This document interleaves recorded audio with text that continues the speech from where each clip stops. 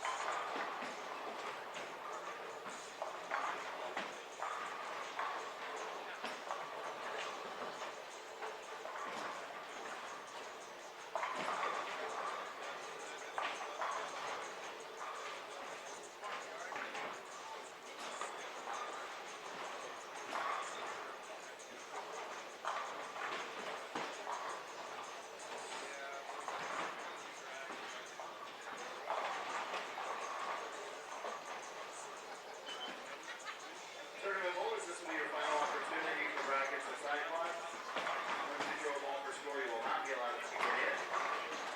Just a reminder, there are 2 divisions separated by age, 60 and over, and an open division. The 3 sets of brackets are offered in the 5-game round, as well as a high game and eliminator pot. You can sign up with Buddy or myself at the tables behind the control desk. This is your last call.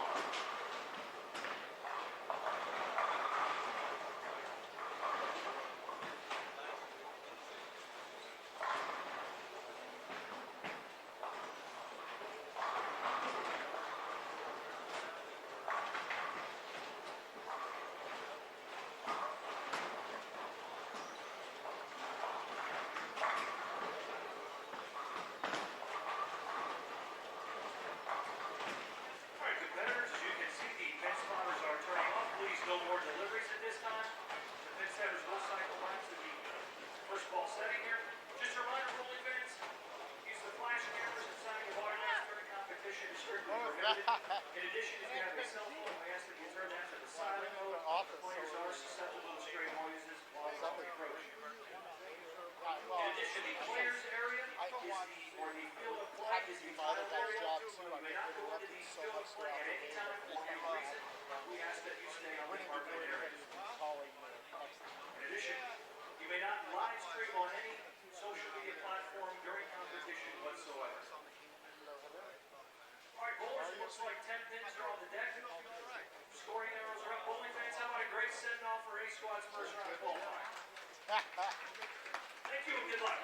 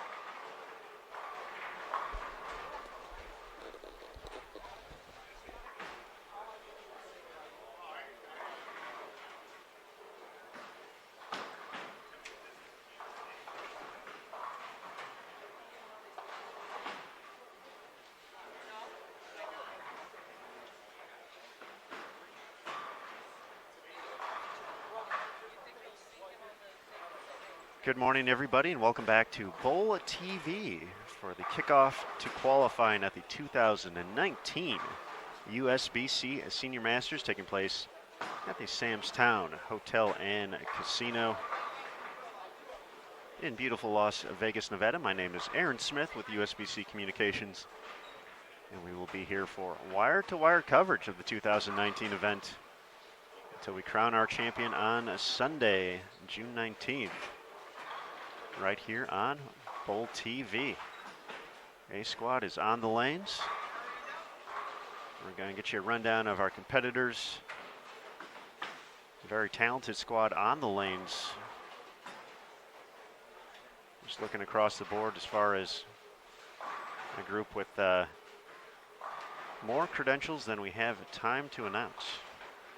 So A squad definitely looking pretty tough, but we'll get you a rundown of everything going on in just a moment. But we are settling in game 1 of 5 here on the fresh 40-foot condition being used this week. If you watched the Super Senior Classic earlier in the week, you know that 40 feet was the length at that event as well, but a different pattern. Heavier volume, 31.18 mils, but still using the Kegel ice oil. A big thank you to Kegel, the official lane maintenance provider of USBC short duration events. Also a shout out to our gold industry partners, Brunswick, Columbia 300, Ebonite, Hammer, Kegel, Rotogrip, and Storm.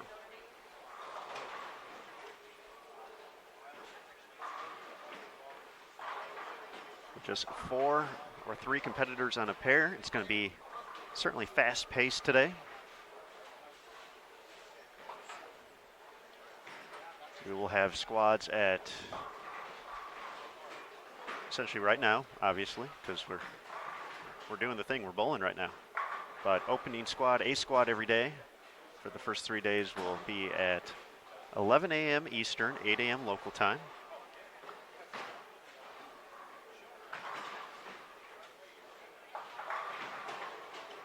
B squad will be at 3 p.m. Eastern or noon local time.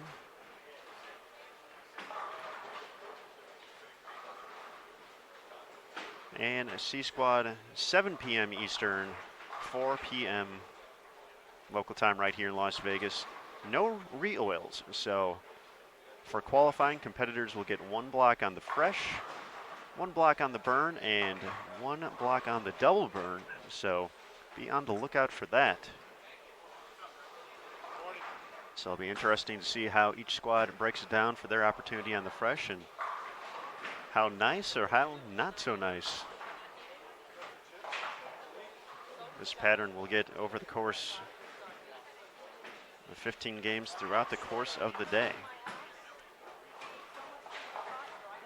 A, B, and C squad is the order today. For round 2, B squad will be on the fresh, followed by C squad, then A squad, and then the final day of qualifying. We'll start with C squad, then A squad, then B squad on the double burn to wrap things up before the top 63 players and our defending champion Chris Warren will advance to the tournament's double elimination match play bracket.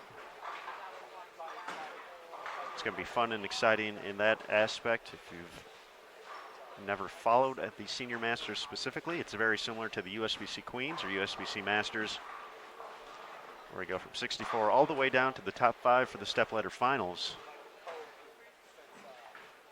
Generally over the course of the past few years, we've seen some high scores here at Sam's Town, some big numbers. Christopher Warren on his way to the title won 13 consecutive matches after falling in his very opening match. So that's why it's a double elimination match play bracket. Averaged nearly 244 the rest of the way in match play, including a huge 847 series, and then ran the stepladder, defeating USBC and PBA Hall of Famer and good friend Norm Duke twice in the title match to earn his first PBA 50 Tour title. There's a great shot from Bruce Hall joining us from the Northeast. Bruce, a friend of Bowl TV's. Gotten to know him pretty well over the course of the past few years with events like the Senior Masters, but also get to see Bruce at events like Team USA Trials and a few others as his son Andrew is one of the top youth competitors as well. So Bruce also in the live streaming game for the New England Bowling Association. So for those folks following NEBA, they certainly know Mr. Hall. Ron Hostler up on lane at 21 right now, and Ron had a pretty successful week already here at Sam's Town, making a match play at the Super Senior Classic. He did not make it to the unique group stepladder, but sorry, got a nice check in the book. So looking to add on to that, Chris Ramirez unable to get the baby split there on lane at 22. The third on 21 and 2 is going to be Pete Hernandez, a former exempt player on the PBA Tour. So a pair of lefties on both pairs to kick things off today. Tom Adcock is going to look to clean up a single pin over on lane 20. A very strong player, a champion at the USBC Open Championships. Also made match play at the US Open. I want to say it was last year. I'm going to have to double check.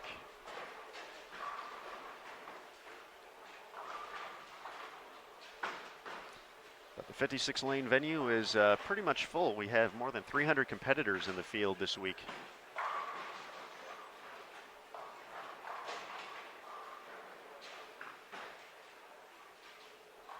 It was 2018 for Tom, making the match play bracket, or making match play over at the US Open, bowling all 56 games, finishing in 23rd place overall. Then I have Rich Strath stepping up on lane 20.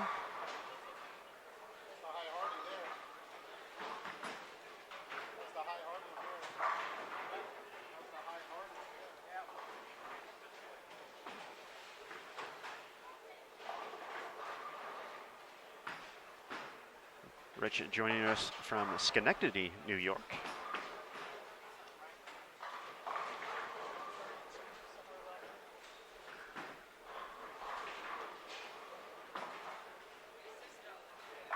Also in this squad, though, we have a pair of two-time Senior Masters champions in Tom Baker and Walter Ray Williams Jr.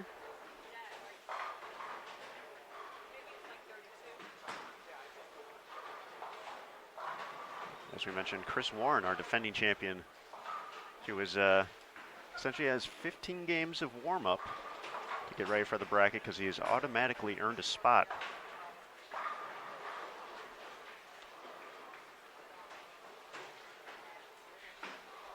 In the match play bracket, but can improve. So if he, say, finished in 70th place for 15 games, he would get the 64 spot, but if he finished 22nd, he would be in 22nd position.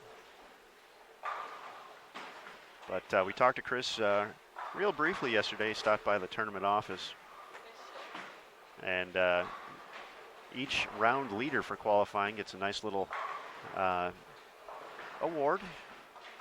As Jeff Rose, our final competitor to introduce here on 19 and 20, joining us from Prescott Valley, Arizona. See Jeff playing a much different part of the lane than a few other folks with his high rev game. Getting into the middle part of the lane here in the early going.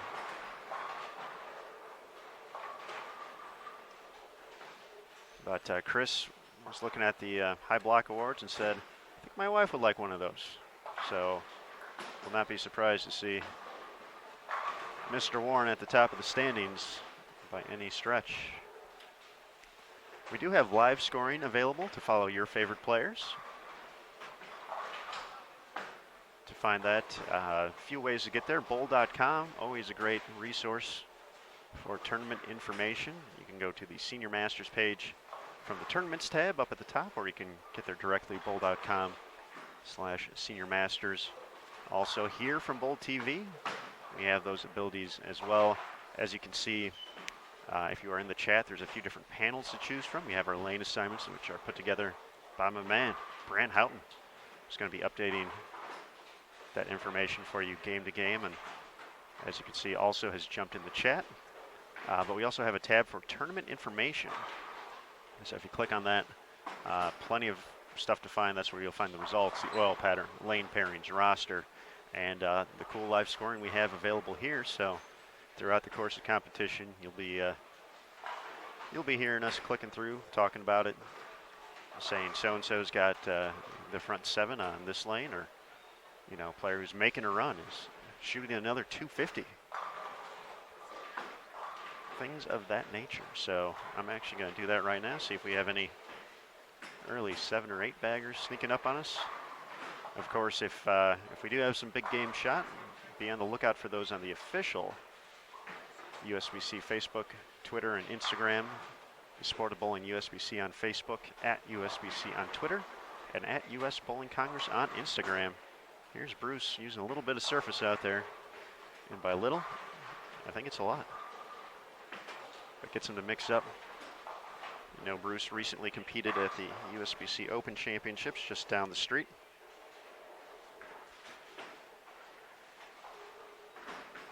At the South Point Bowling Plaza, but flew back home. I believe he had a graduation, so I didn't get to see Bruce stay in Vegas. Thought might swing by the Super Senior Classic for a little bit, join us in the booth.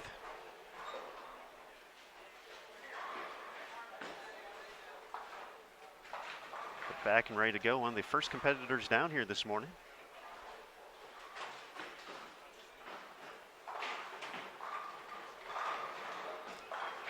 As you can see below the video, there's, oh, Tom, yeah. You point it down after that, Tom. You earned that. Throwing pins around.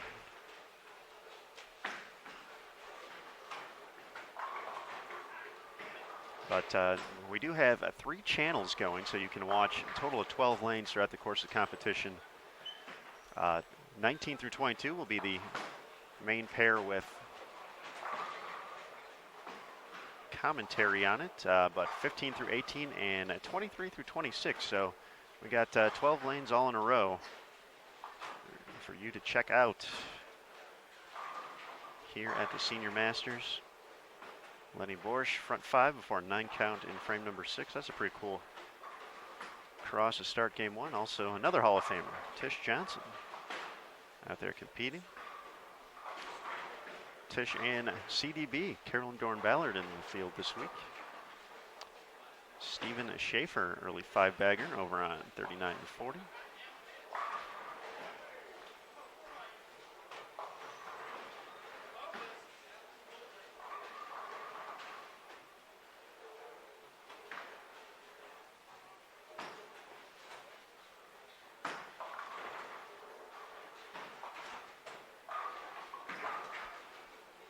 Good morning to all of you. Emil Williams Jr. checking in. What's up, E? Got text from Terry Bigham as well, so big shout out to those guys for all the hard work they put in last week at the PWBA Sonoma County Open, and they'll be right back at it in just a couple of days in Tucson, Arizona. PWBA Tucson Open starting up Friday on Bowl TV with the stepladder finals taking place Saturday. So for Friday and Saturday, ton of action available. Definitely going to be a good time. We'll have 8 channels to choose from 2 states, 2 variety of players.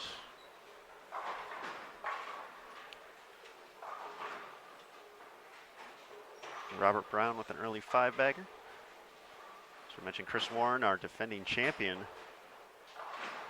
He struck 4 out of 5 times so far, doing all right.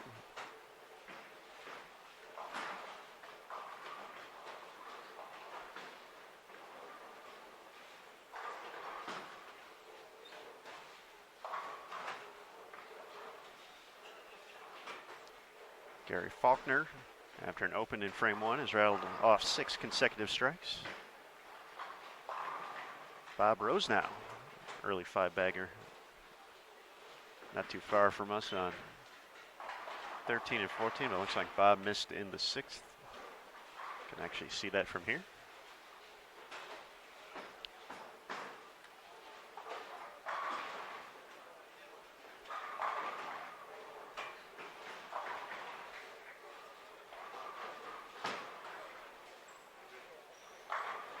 Nice shot there from Jeff.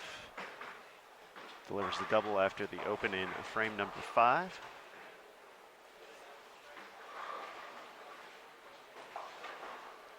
Steven Schaefer still striking, looking for 7 in a row now. Over on 39 and 40.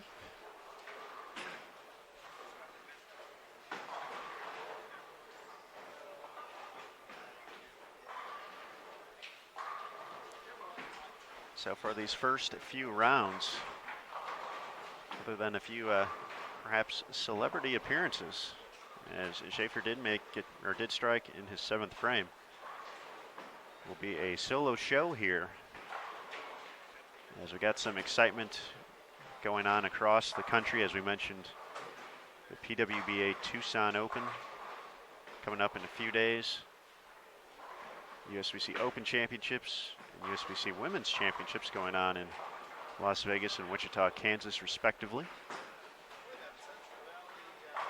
Another nice shot there from Bruce. Starting to settle in here on lane 20. See if he can get it going and add another double on 19.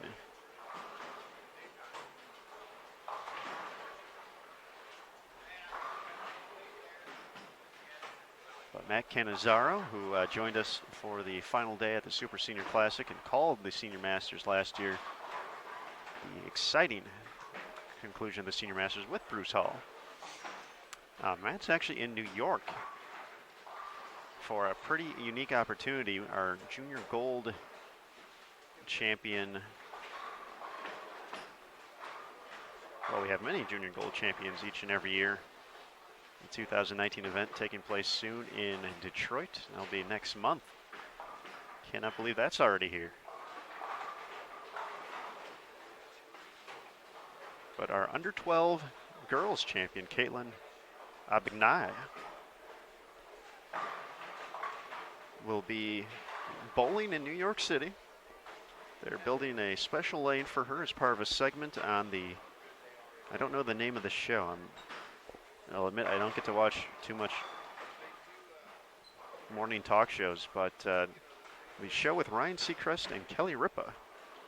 If anyone in the chat knows, please feel free to drop the show before I go and Google it. But Caitlin will be appearing on that particular show in just a day or two. And so Matt is there to kind of help the process, and there'll be plenty of cool stuff on social media as well, so be on the lookout for that. Great shot from Adcock.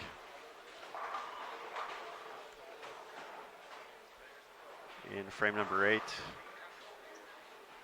Just a really, really good player. He's one of those guys who, you know, some folks may not know the name.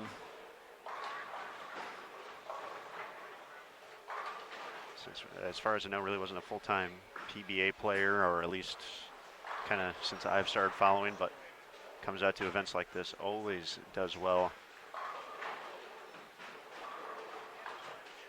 Expect Tom to continue strong here on this 40-foot condition, and would not be surprised to see him in match play.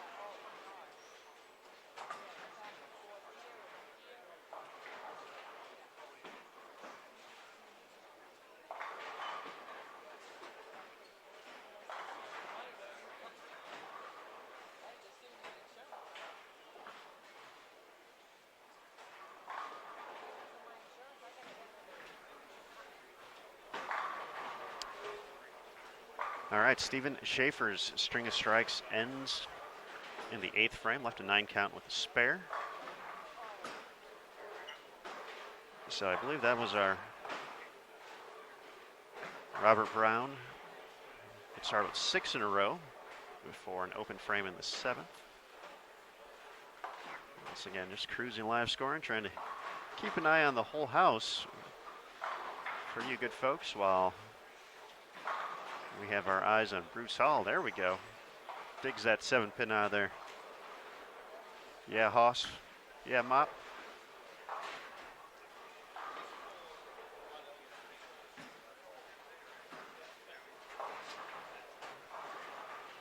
We'll be curious to see, because it was something we saw at the Super Senior Classic, that there was a pretty sizable group of players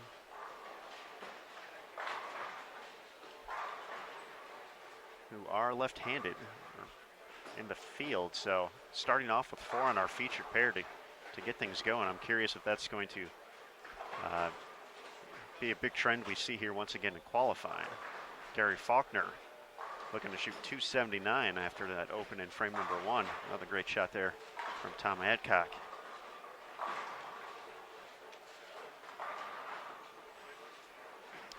Paul Fleming, 1 pair to our left over on channel 15 through 18. He's having a nice little game after a few early opens.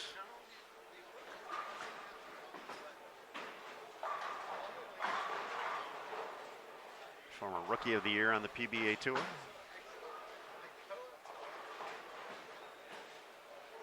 going to start off with 2 opens, but work his way into the 230s.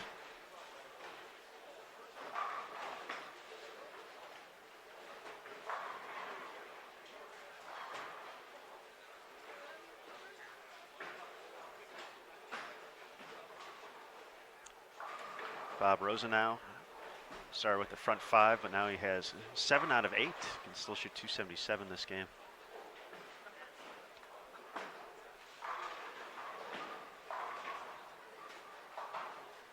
Pete Hernandez 231. Ron Hausler 197.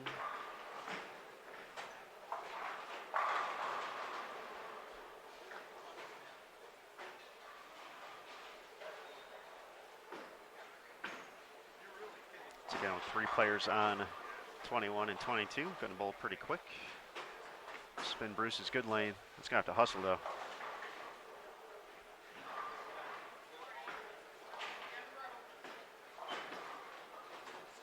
Players got 15 minutes of warm-up prior to the start of competition. David Axon off to a nice start. He can get to 268 this game, already in frame number 10. So definitely some scores out there.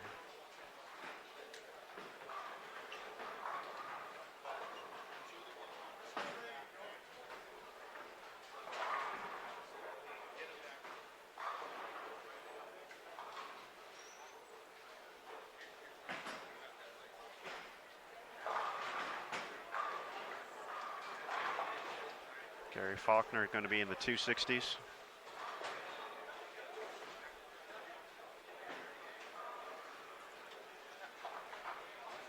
We get ready for frame number 10 here on our featured pair. Trouble for Jeff Rowe to kick off the 10th. It's going to be looking at a 180 start.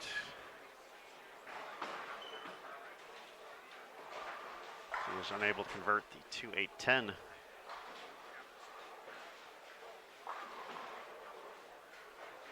see with Adcock here playing very direct.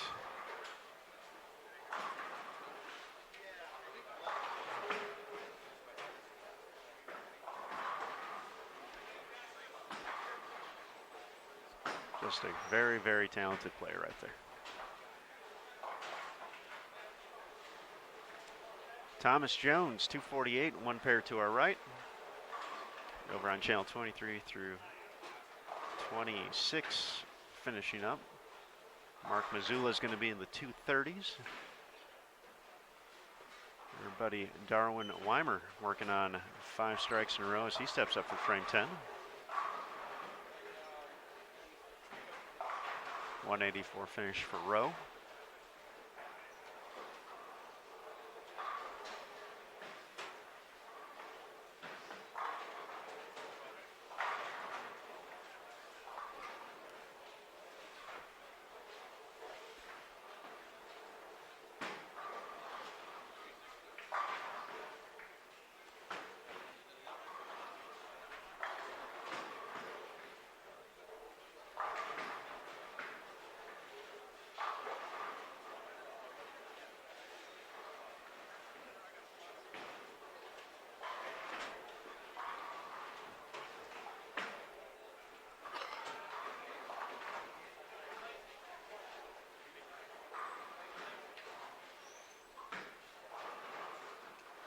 That's 2:35 for Tom to get things going.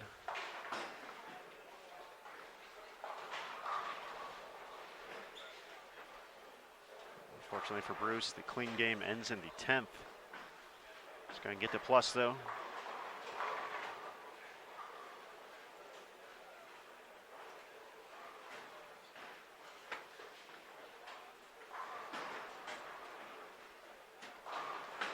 So Rick is going to finish things up for us. Also on the left side, and gets that 6-pin to kick out. Can get to 192.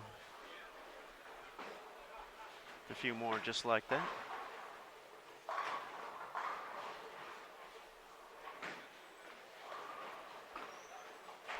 Eugene McCune, my buddy from Northwest Indiana, out here this week. Can get into the 240s this game. He's on 25 and 26 wrapping this game up. They're just about done on 23 through 26, that channel as well, and just about the same on 15 through 18. So our pairs kind of ending in unison at the moment. So you can find the lane pairings and more once again bowl.com/seniormasters or in the panels above the chat.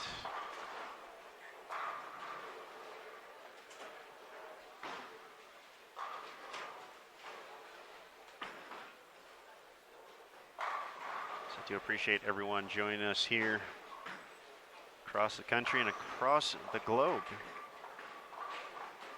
Feel free to throw your questions in the chat. Myself or Brant will do our best to get those answered as Rick finishes up with 182. So just like that, a game in the books. The 2019 USBC Senior Masters. We're going to take a quick break as we wait for our competitors in our next game, game 2.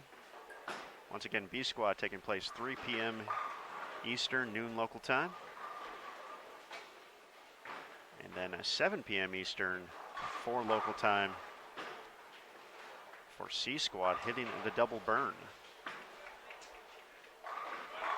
We'll talk a little bit about the different phases of the this pattern, kind of just what we'll expect. Obviously, there's a reason I'm announcing it and not bowling it, other than not being of proper age. But obviously these competitors definitely know what they're doing out there and are familiar and comfortable with these type of formats, so certainly could change up, but we'll give you a rundown of what we think we'll see over the course of competition. But right now we're going to settle in. Game 2 coming up next here on Bowl TV.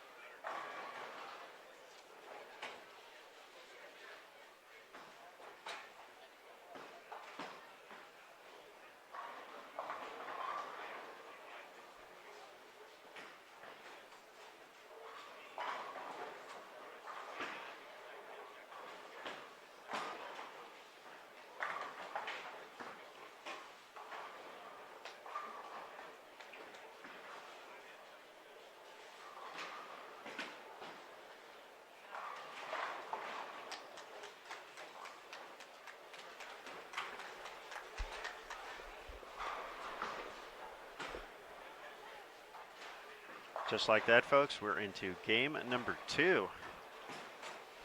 And another pretty awesome grouping we have here. A pair of 2-time Senior Masters winners, and Walter Ray Williams Jr. and Dale Traber, along with David Axon and Warren Nelson. Both competed at the Super Senior Classic. Wayne Garber up on lane 22, far right of your screen. Made a few shows. The 2000s. And oh, come on, Messenger.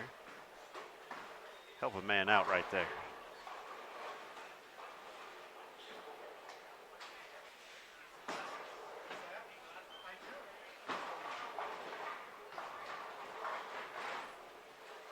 We also have George Abood on our featured pair on 21 and 22 as Walter Ray doing what he does out here nowadays. We'll talk about his season in just a few moments. John Austin will be the final player in this group of 7. We only have 3 on 19 and 20, so they're going to bowl a little bit quicker.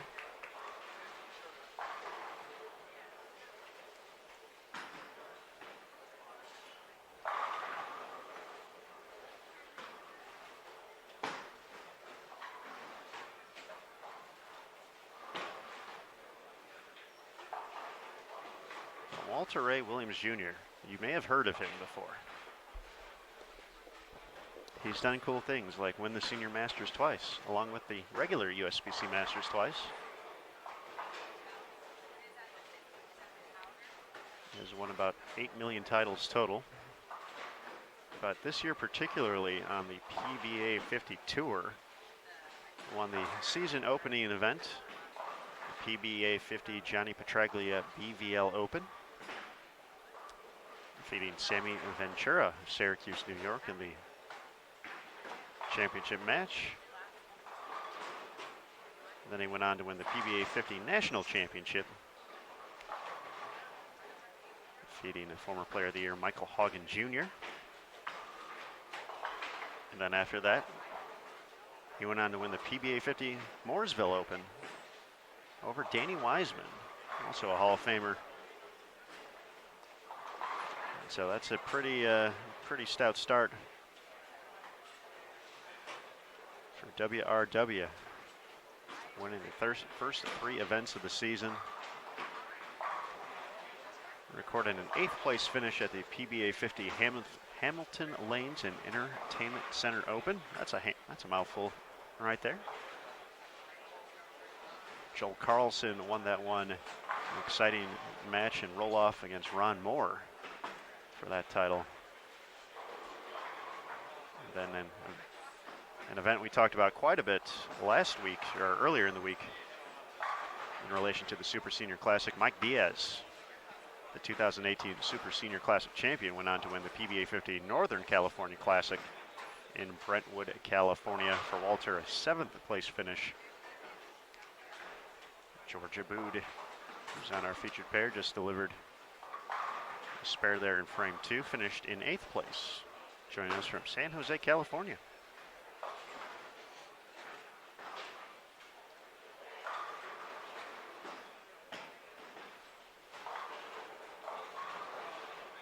David from way downtown said, didn't think I was going to get that one back from over there, but got himself a mittful at the bottom.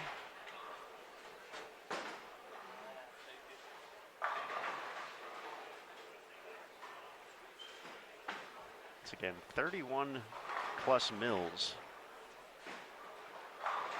on this 40-foot condition, looking to withstand 3 squads of bowling. The Kegel lane machine just has the one shift. It's a very early shift, early morning shift, but we'll have the burn and the double burn. So as we've seen for the most part, a lot of right-handers have been fairly direct. Some playing a little, pretty much straight up the first arrow so far. See a few folks like Warren Nelson and David Axon kind of creating a little bit of left to right shape, but not too much. As we saw with David's last shot, he didn't think it was going to be making it back. But still, as we're going to see here, crossing the arrows right around 8-9. So he delivers 4 in a row now. Saw Jeff Rowe playing them pretty far left, but that was kind of the exception so far on the right side. And then 4 left-handers.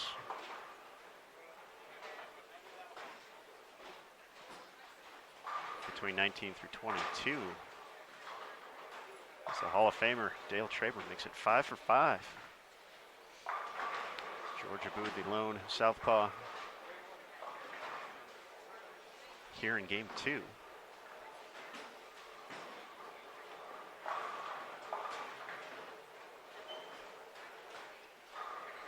He's playing a little bit different angle of attack than what we saw from our Portsiders in game 1.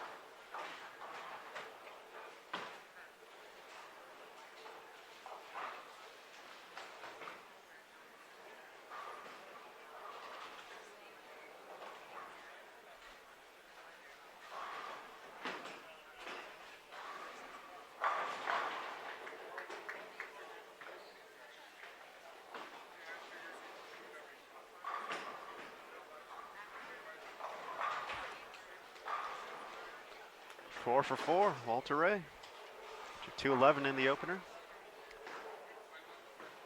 The scores you see up on the scoreboards towards the end of the game, as Traber's string of strikes will end at 5, is a running total throughout the course of competition. So that number is just going to keep getting bigger and bigger and bigger and bigger. So this will be really the only opportunity to tell what someone shot in game 1 before the standings update on site. So since nothing has been added in for Walter, we can see he was at 211. For John Austin, he's got the 26 in frame 2, so we would subtract that from the 258. So that means 232, if my math is correct. So that kind of gives you an idea of where folks are sitting at after 1, but once we get into more and more games, as we said, it's going to continue to add up.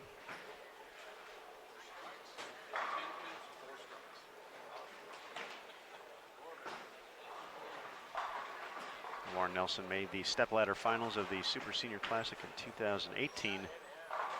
Fell a little short of match play this year, 2019. Didn't make it to some cashers round action.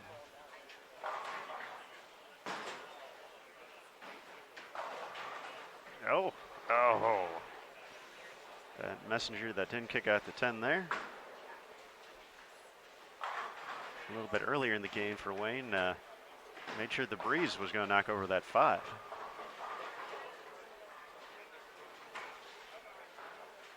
As soon as we get an update of scores after 1, we will be more than happy to let you know.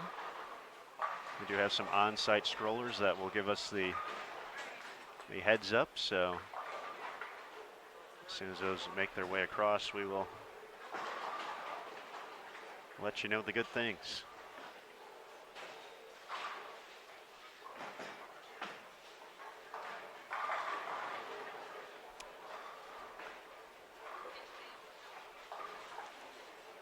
But one of those names that's going to be near the top of the leaderboard is going to be David Axon. 257 in game 1 and get you 269 here in game 2. Shot there from George. It's again kind of getting to his own part of the lane on the left side. Wouldn't think he'd have to worry about the right-handers getting into his laydown point here on A squad. It might be a different story for the burn and the double burn once he gets to that, but I feel it's going to be fairly fresh for him throughout the course.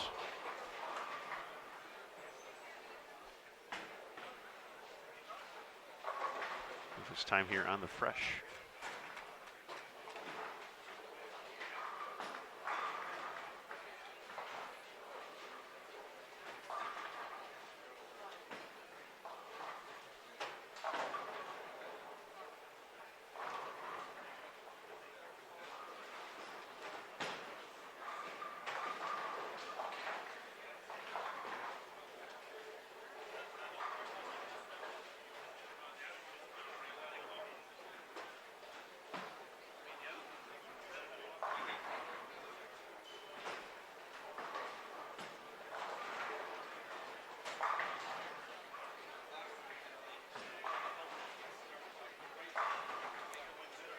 Sean Austin gets a little bit at the bottom of the swing there.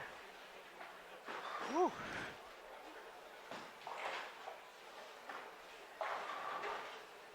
Four out of 5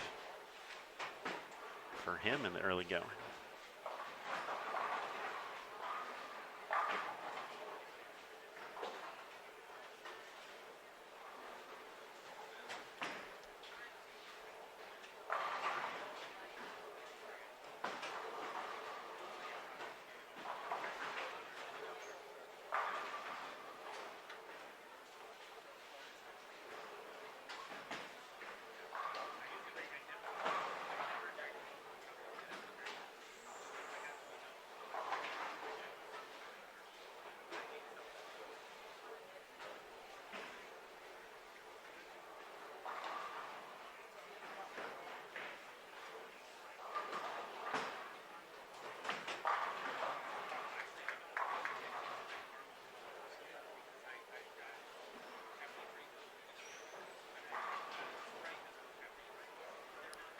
Gary Faulkner continuing strong after he makes the jump from the low end to the high end, front 5 here in game number 2.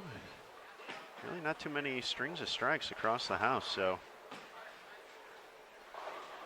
just see players moving to new pairs. Obviously they got the 15 minutes of warm-up prior to the start, but have to kind of go in and guess, seeing what the folks ahead of you we're trying to do. Tom Adcock, start with front 4, looking at a pair of 9 spares after that. He went 235 in the opener.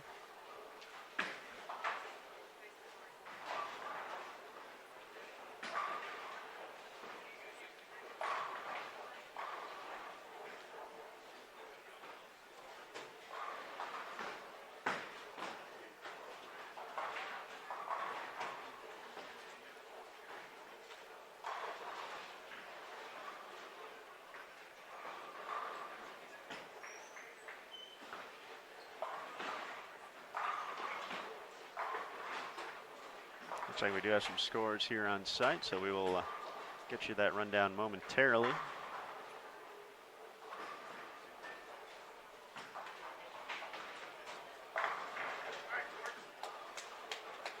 on tomahawks.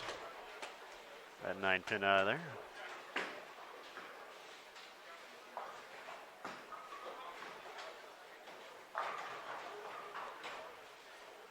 Tough break there. Oh, he got the 10 out. All right.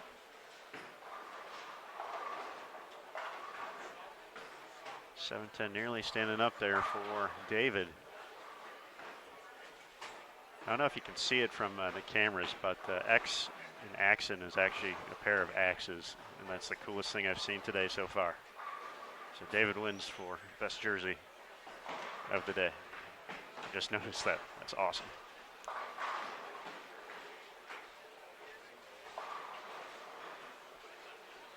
Just got to clean up the spare. Can still get to 238 this game.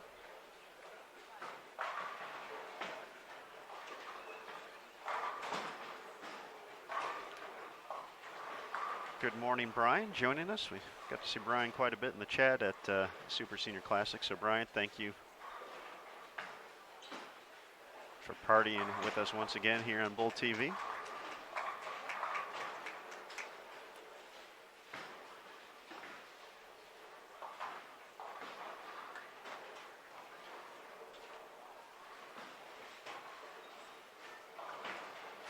Gary Faulkner up to 6 in a row now in 51 and 52. I think he's the only player with a string to start the game, though, so we will keep an eye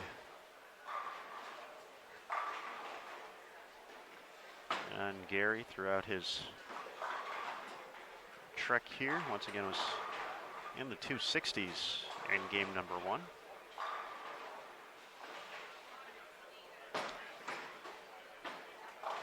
And right now we do have our rundown, and it is available online as well. Bob Rosenau from Redding, California, 276, along with Stephen Schaefer of Briggs, Texas, leading the way after game number 1. Gary Faulkner of Norfolk, Virginia, plus 65, 265 in the books. David Axon, our featured pair, plus 57. Brian Menini from Brookfield, Missouri, 249. Thomas Jones from Blaine, Minnesota, 248. Darwin Weimer from Mesquite, Nevada, 247. PBA Hall of Famer Mark Williams from Beaumont, Texas, 246. The Rocket, Eugene McCune from Munster, Indiana, 245, along with Randy McComber of University Place, Washington, and Sam Ventura of Norwich, New York. So right now to make the top 10, need to be in the 240s. Scrolling down, looks like a total of 53 players plus or better after 1.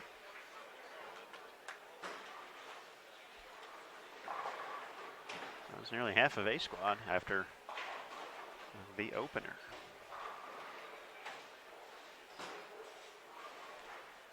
So there you go. The more you know.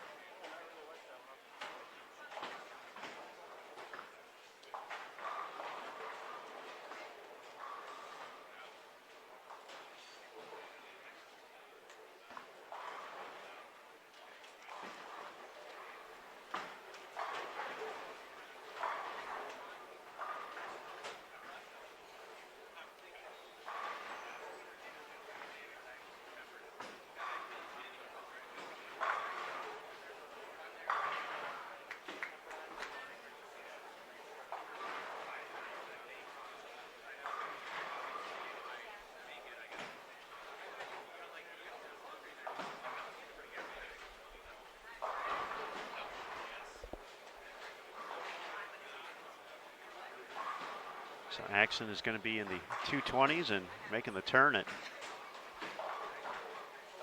more than likely plus 80 and change here after 2.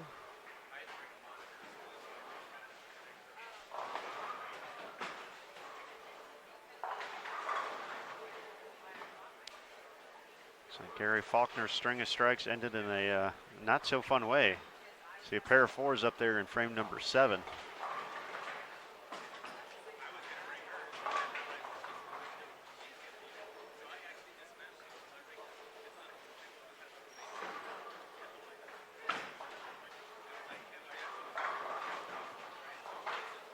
is going to try a different ball there, get a different look. 224, they'll put him at plus 81 for 2.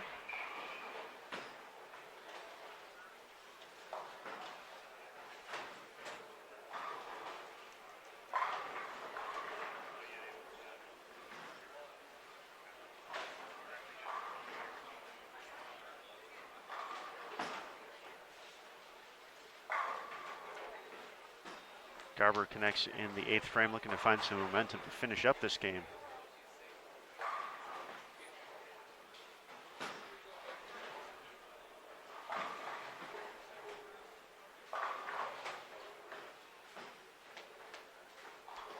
John Austin from North Ogden, Utah.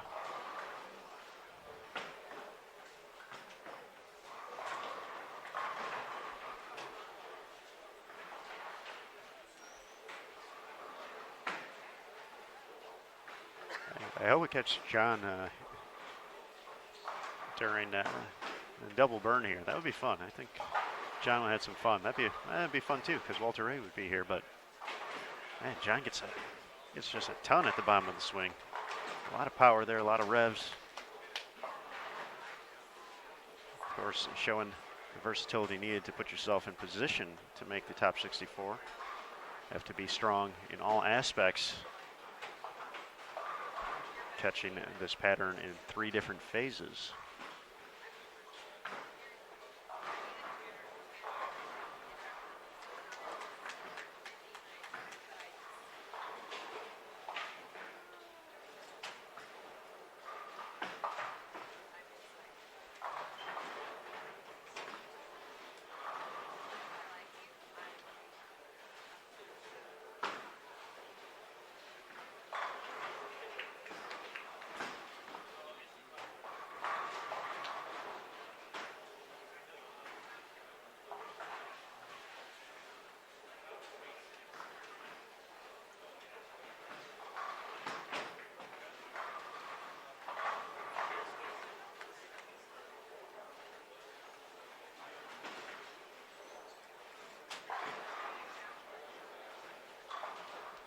.220 finish for Dale Traber. Warren Nelson's going to be in the 190s. Or excuse me, 2 teens. He's already at 190. That's in the 9th frame. Come on. It's too early in the morning for those mistakes, Aaron.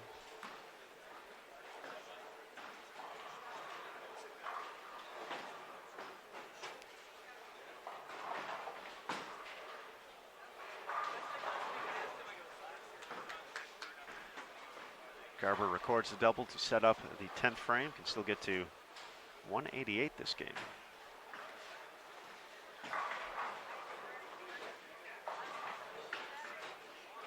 Nelson going to finish at 212. Going to be at plus 15 after 2. Traber at plus 37. And David Axon plus 81 heading into game 3.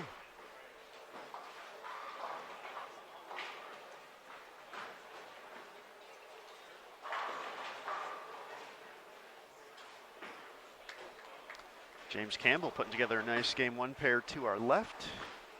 Over on 17 and 18. Once again, 3 channels live throughout the course of the Senior Masters. So you can follow your favorite players when they hit lanes 15 through 18, 19 through 22, 23 through 26. So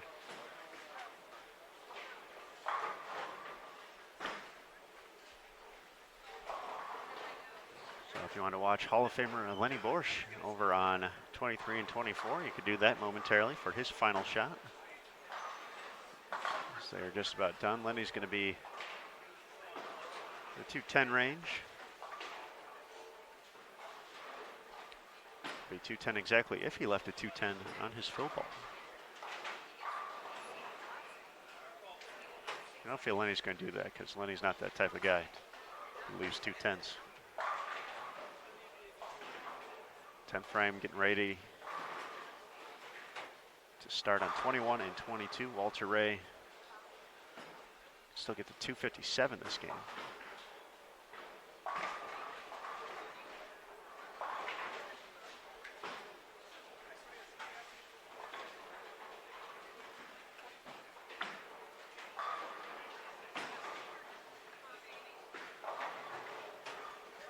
Wow. We've seen 21 and 22 take its fair share of hits earlier in the week at the Super Senior Classic and shown no love to Walter Ray here. 7-10 on the light hit.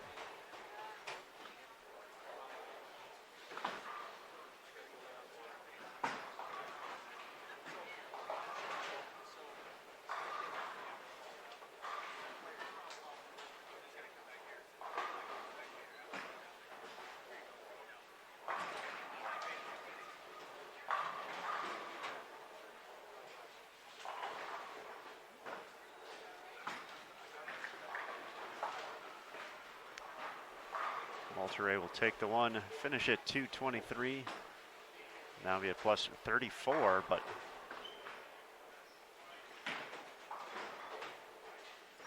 what could have been.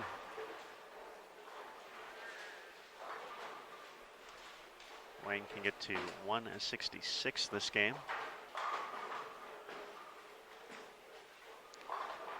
John Austin working on 3 consecutive 9 spares, has a max of 223. George Abood, 235 still available.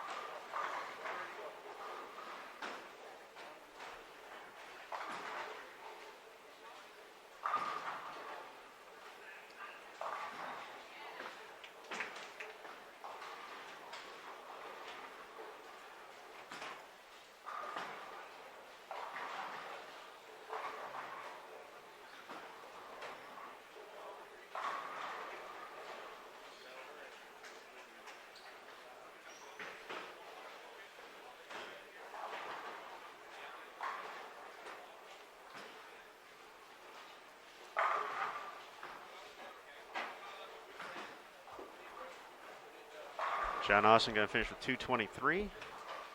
George has the ever tricky PBA washout.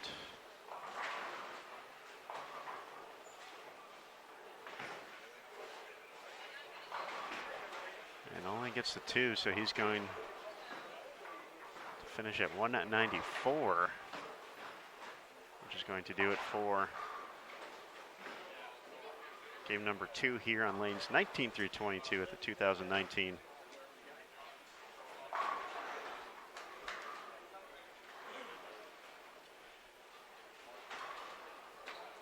USBC Senior Masters.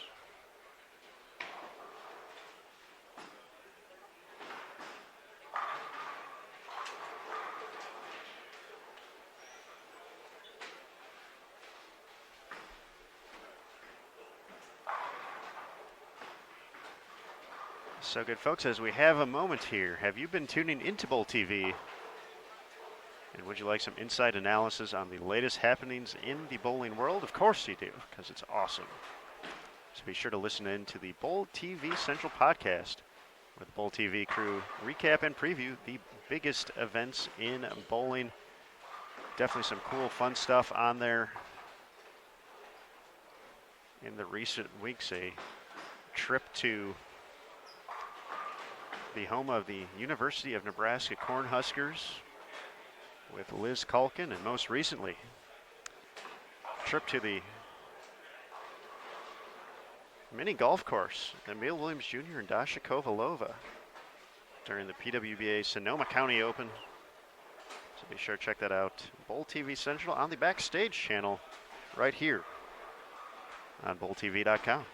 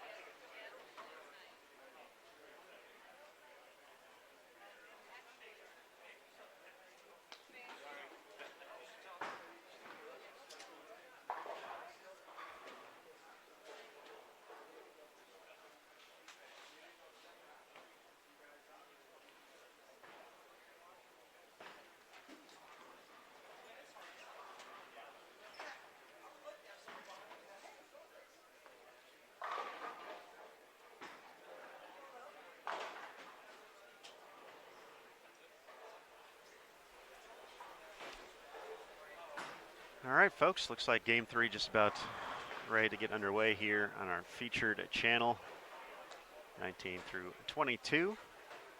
As part of the 56-lane venue here at the Samstown Hotel and Gambling Hall. As we discussed during the Super Senior Classic, Gambling Hall sounds way cooler than Casino.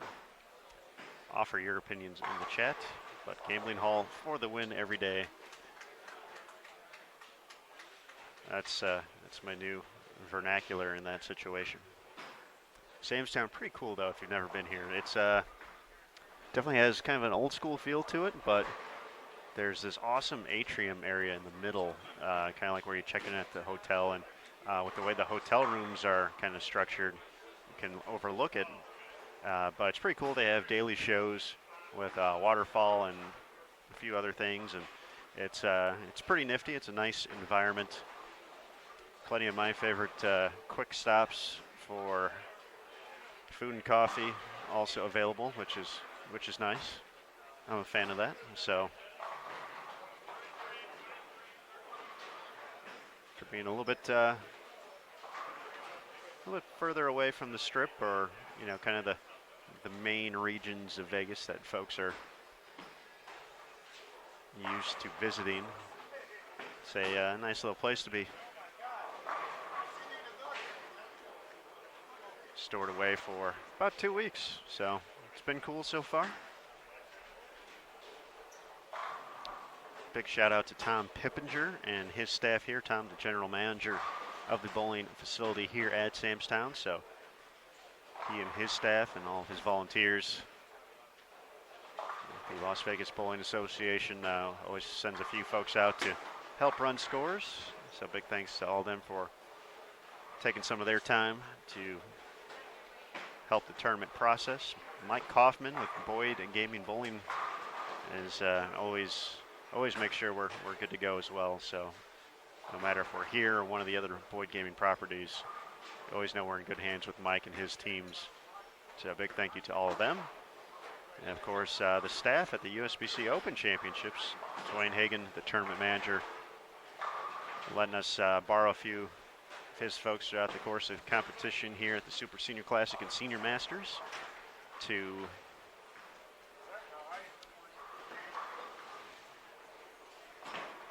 help out as well. So for all the volunteers, thank you.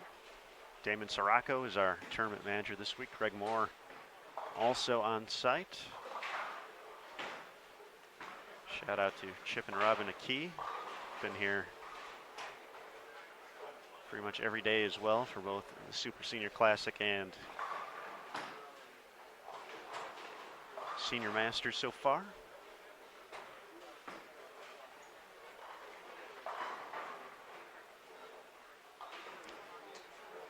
Let's take a minute to see who's joining us, though. Willie Wells.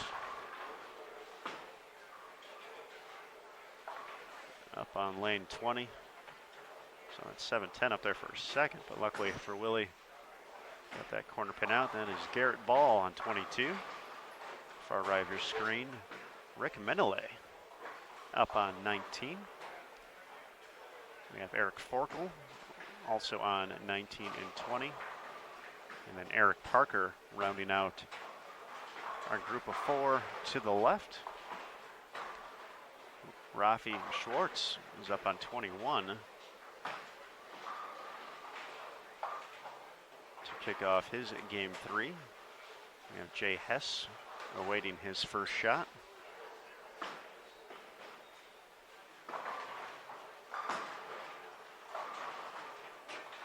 Along with Steven Schaefer. As I mentioned, Schaefer was tied for the lead after game number 1 with 276, but unfortunately, looking at the scoreboard, scores or game 2 did not fare nearly as nice for him. Still plus after 2, but dropped considerably now at plus 5.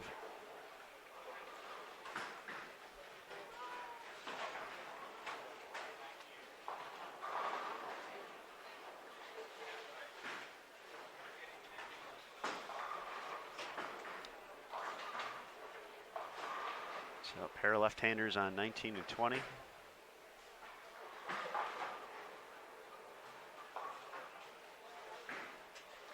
haven't seen Jay throw a ball yet, but his left wrist is taped up, so I'm going to make a bold assumption.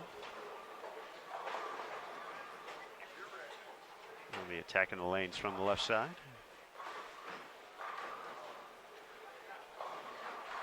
Saw Willie Wells at the Super Senior Classic.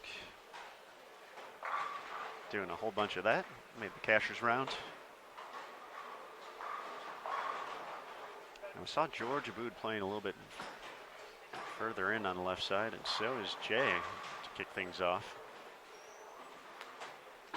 So one of the things you'll notice with the pattern is it is not a typical symmetric pattern. Definitely some shift to it. Obviously thinking long term about having 3 shifts of bowlers, the fresh to the burn and the double burn. So it looks like the pattern definitely creating a little more build up on the right to kind of make sure that side doesn't get too crazy, I would imagine. But once again, having the 3 squads wanted to show off the versatility.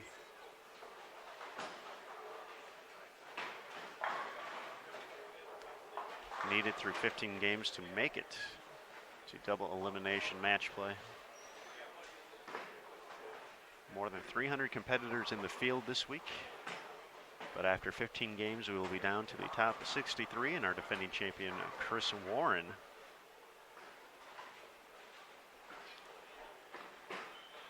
Talked to Chris prior to the start of the event in our preview story, which you can see on bowl.com from a few days ago. But for Chris, it's he's just been trying to get back into bowling form, get some games underneath him. He bowled the Brentwood stop and just ended up missing the first cut. But said he wasn't really wasn't getting on the ball the way he would have liked. And part of that is that he really hasn't been bowling as much. He's had some health issues of his own that he's been trying to work through. So obviously, when you're trying to recuperate, you can't be out on the lanes as much. But he said he felt really trapped because he just wasn't letting go of it the way he knows how. And he said, you know, when you're trying to be so perfect in that situation, it becomes tough to execute the shots you want to. So he said if he can get his release back, he's going to be tough this week.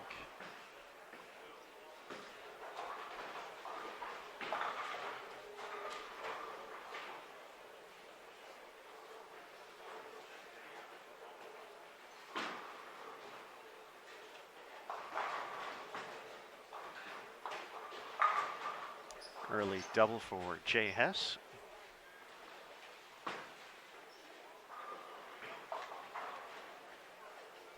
Jay joining us from Gotha, Florida. Afraid I've never heard of Gotha. I don't even know if I'm saying it correctly, but that's what it says here on the roster. How about that? Learn something new every day.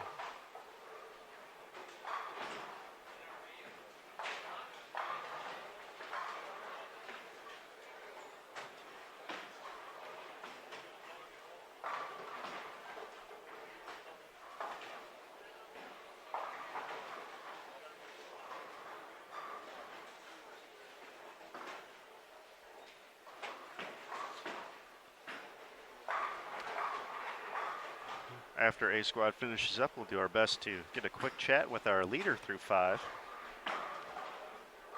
And we will attempt to do that throughout the course of competition. Put together a brief recap story of round number 1 on bowl.com later this evening after all 3 squads are in the books. For any big games, big performances, we'll also, if we must, leave the booth to try to do our best to cover all 50 plus lanes in play for any runs at 300 or maybe 800 as well. You'll be able to find those on social media, the Sport of Bowling USBC on Facebook, at USBC on Twitter, and at US Bowling Congress on Instagram.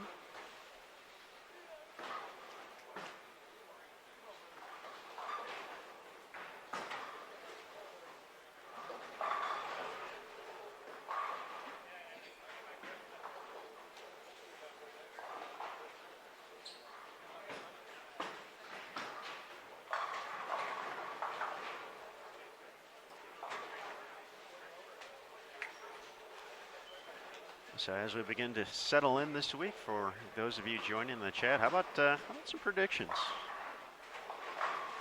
It's early. It's the best time to do that. Obviously, looking at the roster, oh Nelly, that's a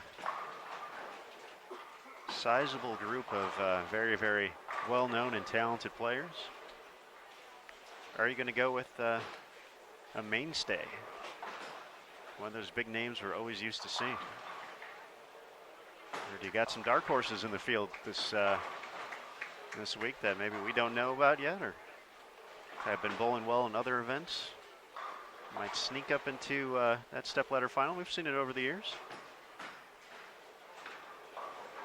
As we know, as Jay Good clean living right there to get the three-bagger.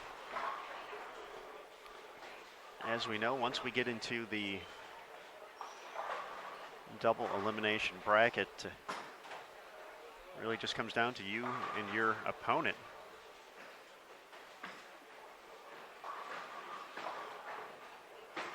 For 3-game total pinfall matches, so not necessarily what the rest of the field is doing once you get down to the bracket play.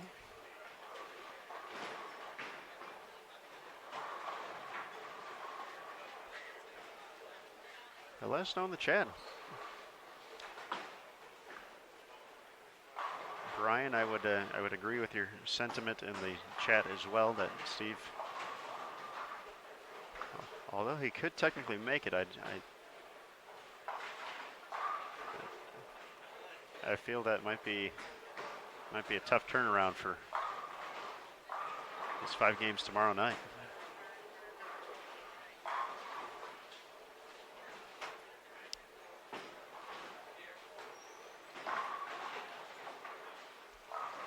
Tough break for Rafi there. Makes a great shot in the 4th on 22. And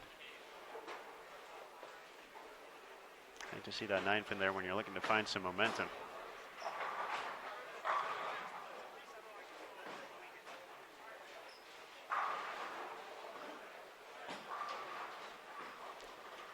Do have an update on site here. Let's see if we got the online standings up after 2 as well.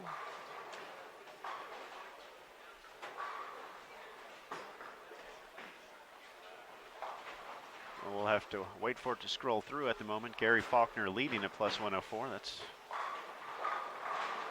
all I can tell through the scroller at the moment. There we go. I knew I could say it.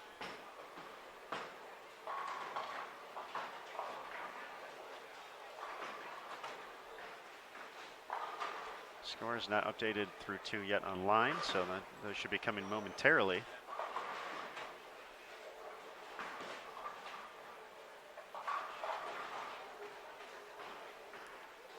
See if Jay Hess can add another one here. Looking for the early 4-bagger. Gonna need some help, and happy with just the nickel.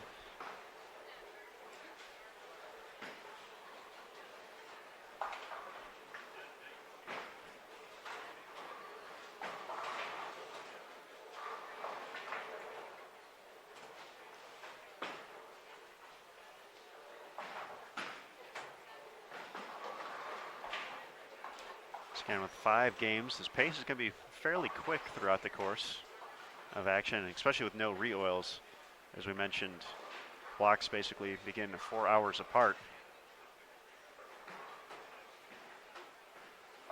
3 p.m. Eastern for B squad, which is noon local time, and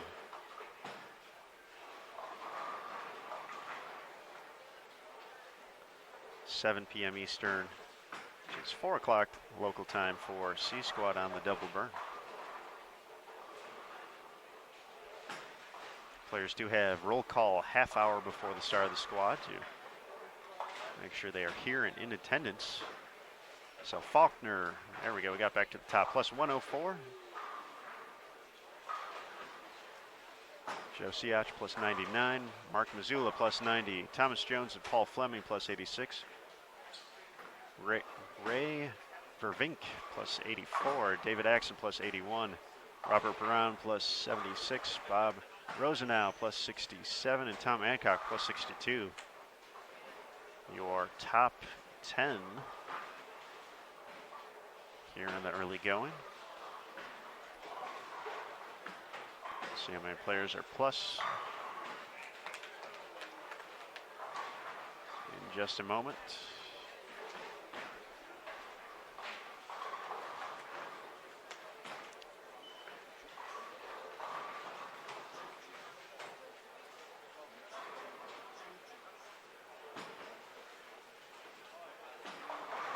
It's going to be at least 40 players plus.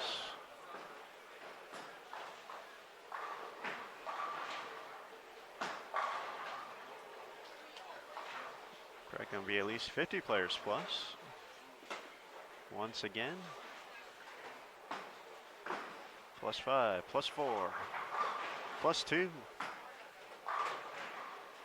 54 players, even or better, after 2 games.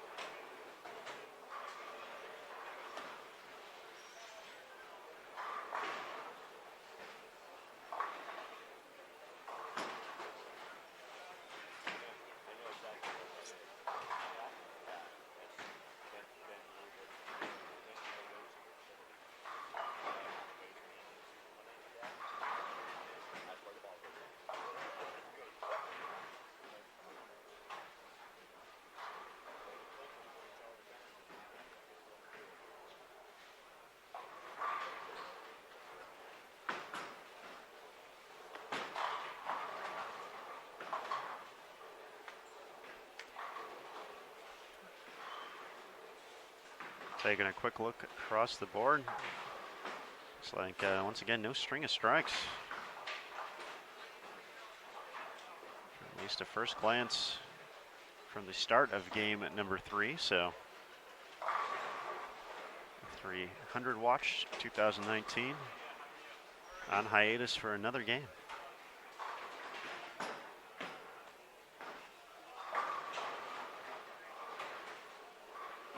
Doesn't mean folks aren't striking. These folks are striking.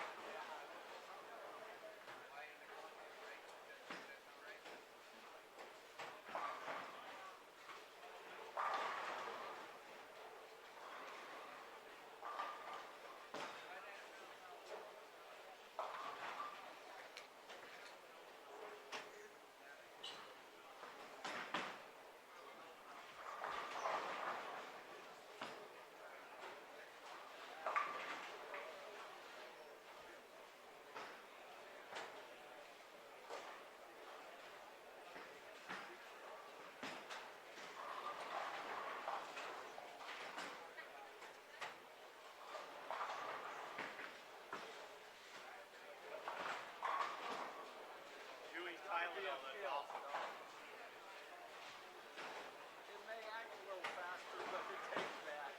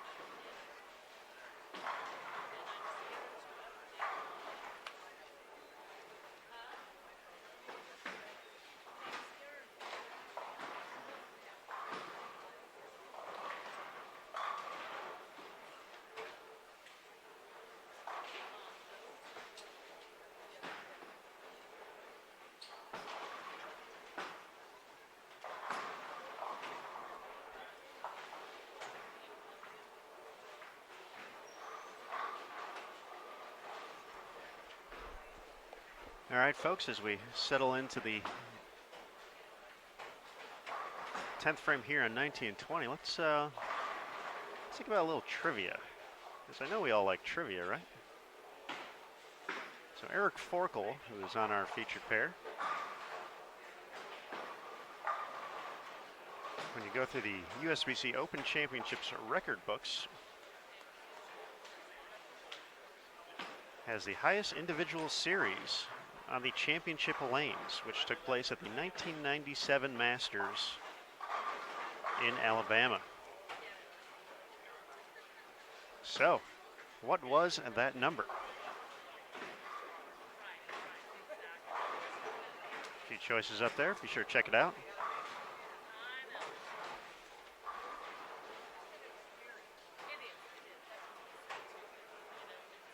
It's Eric Parker.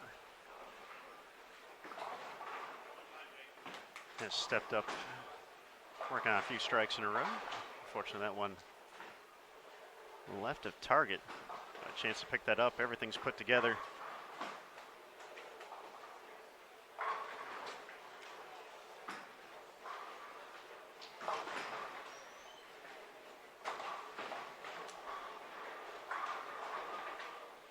So getting to 230s, Rick Menele, also working on a few strikes. Already has the first one in the 10th.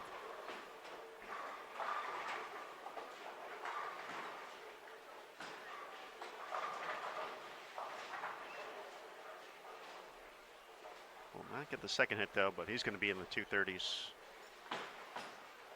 Still with the 8th and 9th frames to go over on 21 and 22.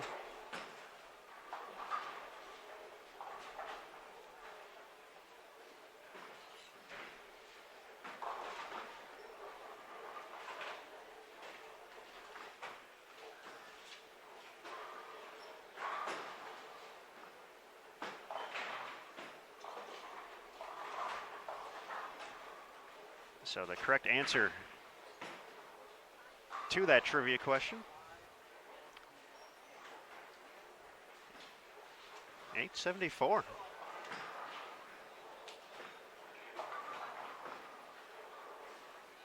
So three folks ended up getting the correct answer. So I do feel it was the most random of all the choices. So that's what makes it tricky.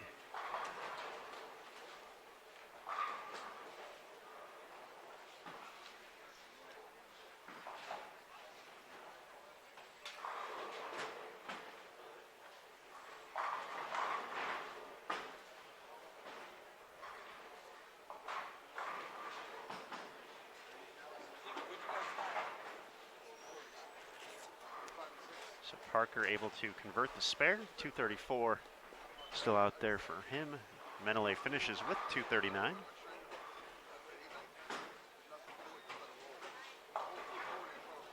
So once again, we've seen quite a bit of traffic as that falls after the fact on the left side here on our featured pairs. So once again, curious across the house how many southpaws there may be in the field.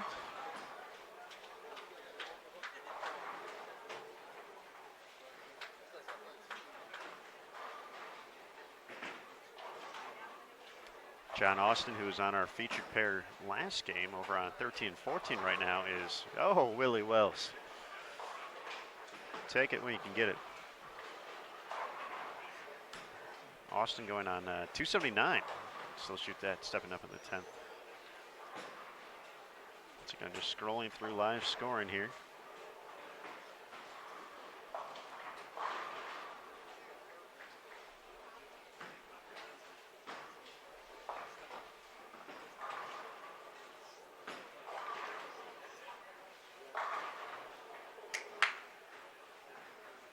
Looks like a few pairs already done.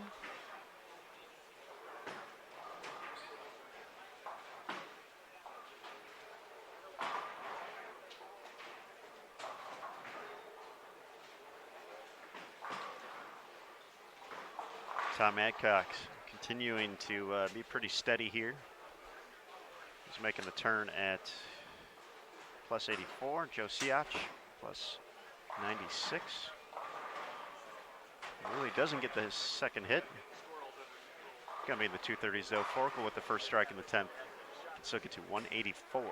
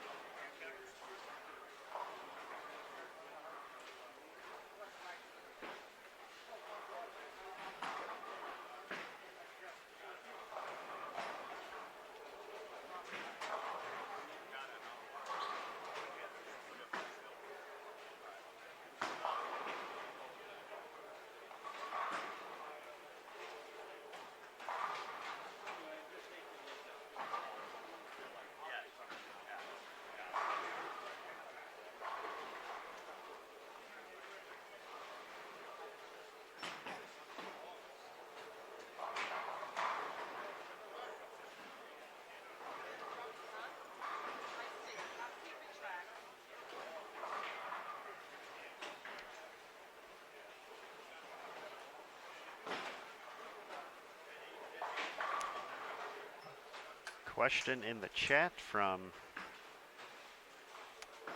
Tony. What were the games in that 874? And it took a little sleuthing here on Google to actually find this, but it appears to be games of 287, 300, and 287.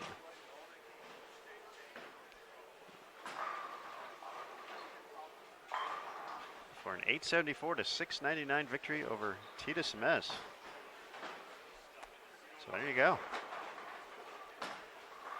I honestly did not know that when I asked the trivia question.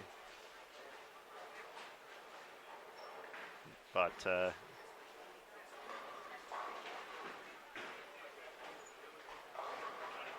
luckily we have such technology at our fingertips to find such things.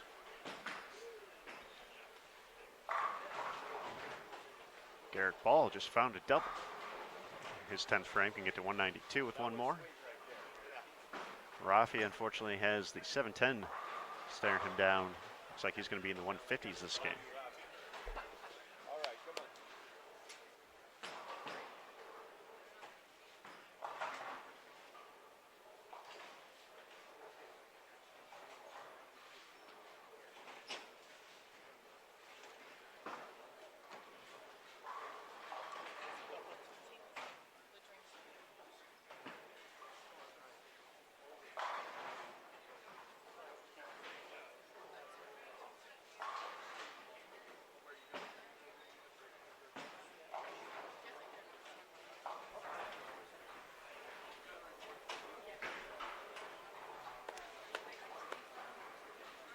Garrett finishes with 187, Rafi 154. Steven Schaefer already up at the line, 216 his max score. First hit gets him into the 200s and can't get the 10 out.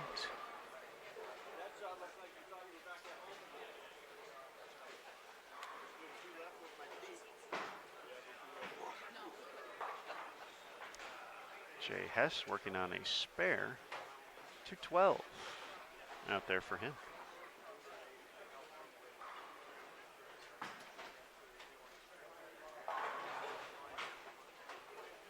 And the fast 8 sneaks up on Jay. Looks like we're all done with game 3 on 15 through 18. And Derek Williams is finishing things out on 23 and 24, 25 and 26 already ready for game 4. As we are on 19 and 20 now. So be a pretty quick transition into our 4th of 5 games for A Squad here, 2019 USBC Senior Masters. My name is Aaron Smith with USBC Communications. We will be here for wire-to-wire coverage of the 2019 event. Big shout out to my guy Brant Houghton joining in the chat and helping folks out with any issues as our maestro this week. 190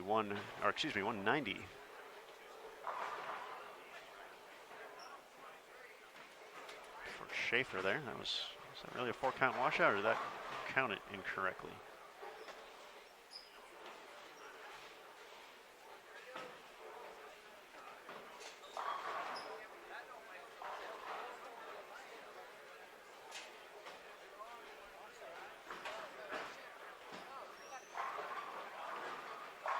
.200 even for Jay Hess will finish things out here.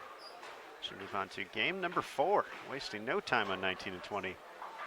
Kurt Rasnick, Stephen Martin, Tony Yarborough, and Robert Brown coming up next here on BowlTV.com. Bowling lives here.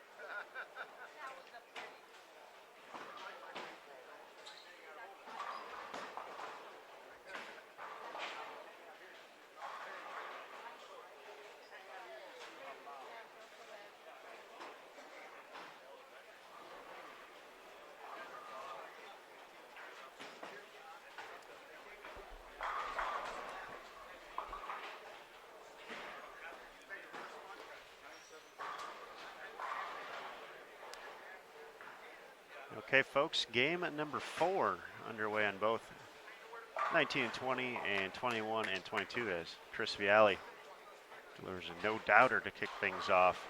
But while you're here on Bowl TV, Be sure to stop by the lab and check out Team USA head coach Rod Ross as he breaks down several current and former Team USA players in his series, The Video Room. The most recent video featuring a star of Junior Team USA, Anthony Nair, a powerful left-hander. One of the cool things about his game is that Rod will explain how Anthony has some of the traits we're, I guess, more used to seeing from two-handers in his one-handed game. So the best way to check that out, visit the lab here on Bull TV and check out all of Rod's great content, along with more stuff from Steven Padilla, Lou Marquez as well. Question in the chat from Tony. Is Ty Dawson bowling this event after his victory in the Super Senior Classic? And Ty actually went back home. Was just out here for the Super Senior Classic, making his debut at the SSC. And basically, when we talked to Ty after his victory, you know, we tried to learn a little bit more about that young man, because Ty, not a name many folks are familiar with just yet, but they should be, because he throws it pretty good. But Ty kind of, you know, picks and chooses when he bowls. He wants to make sure he's ready for events. Obviously, bowling well at the Super Senior Classic throughout the course of the competition to put himself in position to win.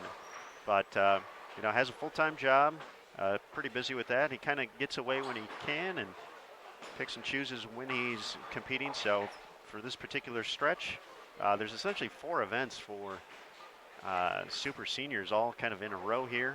The Brentwood stop in California kicked things off, then the Super Senior Classic, and now the Senior Masters, and then the Senior US Open coming up right after the Senior Masters. And Ty, you know, just planned on the one, kind of focused all of his attention to that event, and obviously worked out pretty well as he took home the trophy and top prize of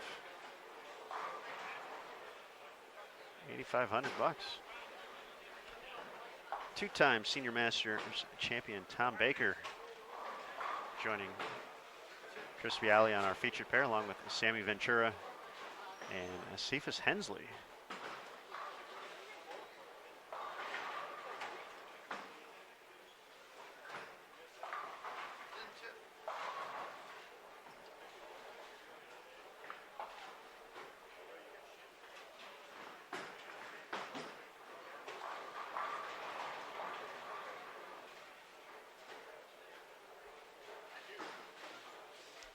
So we have our rundown of our players here on 19th through 22 in the books. Our defending champion, Chris Warren. One pair to our left right now, so if you want to watch the one they call Squeaks, you can check him out on our Senior Masters 15 through 18 channel. Once again, the channel's available below the video. For Chris, he is at plus 66 through 3 games, so moving right along, averaging better than 220. An early strike and spare for him in game number 4. So again, as soon as we get an update with scores, we will let you know after.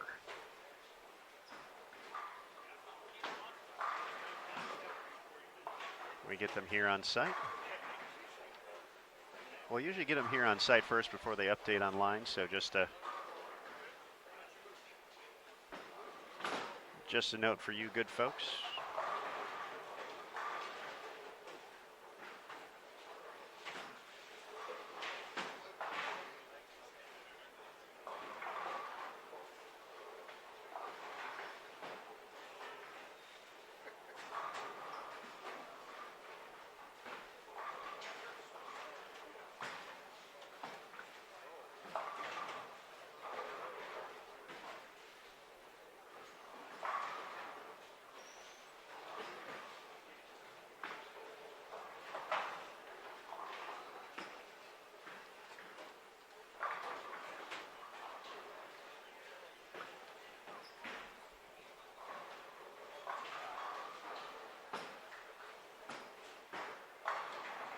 Sammy Ventura, a runner-up finish in the first event of the PBA 50 Tour season.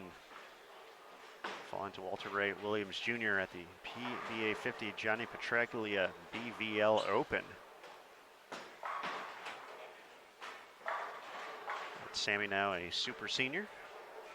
Also competed at the SSC earlier here at Samstown.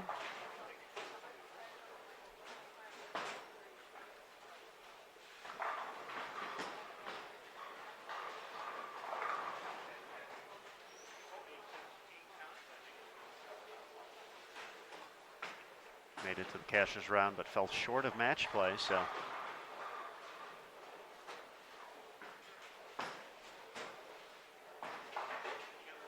Sammy no problem on the single pin after the early double.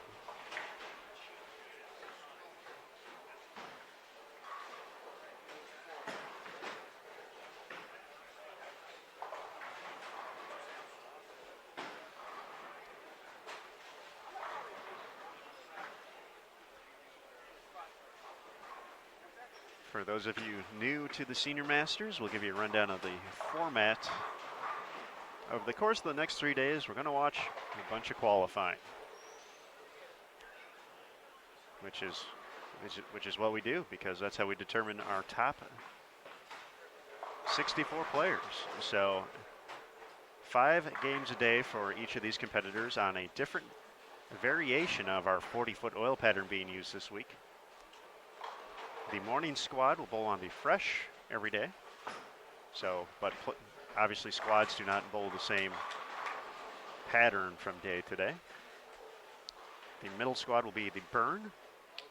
And then the final squad of the night will be the double burn. So there's no re-oil after we start up. It is 1 oil, and then the Kegel lane machine takes the break for the rest of the day.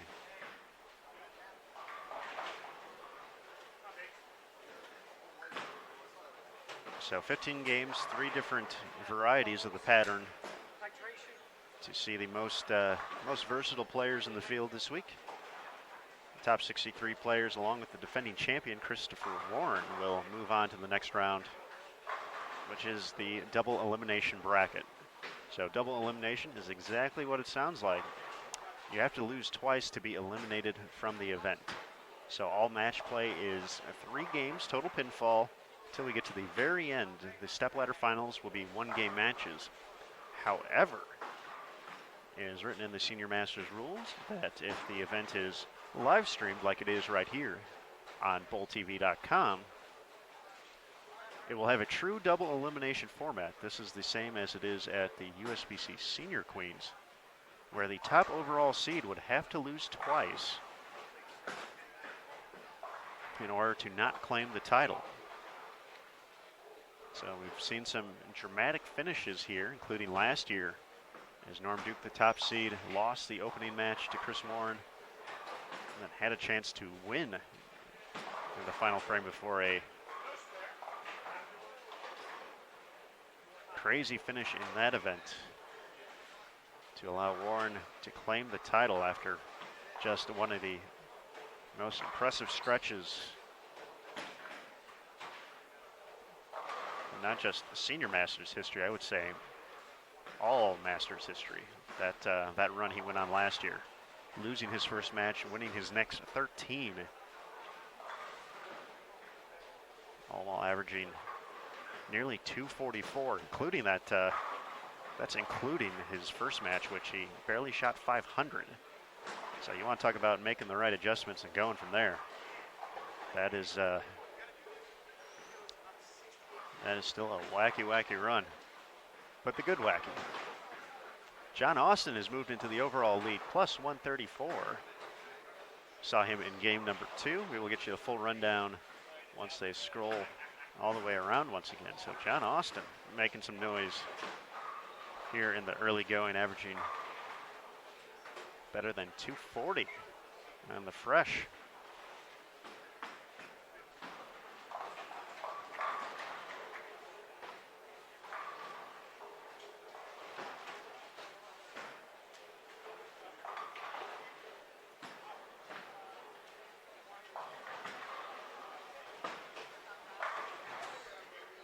Chris with 4 out of 5, looking strong on 21 and 22.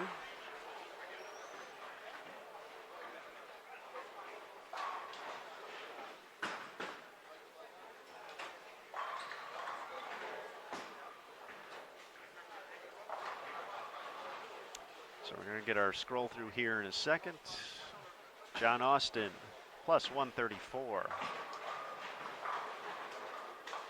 Ray Vervink from Canada, plus 121. Robert Brown on our feature pair, plus 110. Gary Faulkner, plus 100. Joe Siach, plus 96. David Axon, plus 94. Tom Adcock, Billy Langford at plus 84. Sam Ventura on our feature pair, plus 83. And Brian Goebel rounds out the top 10 at plus 81. Whew. Chris Vialli at in 11th at plus 77. Chris Warren tied for 16th. Walter Ray Williams Jr. in 18th right now, plus 62. Just to name a few additional players who have been performing admirably so far here at the 2019 event.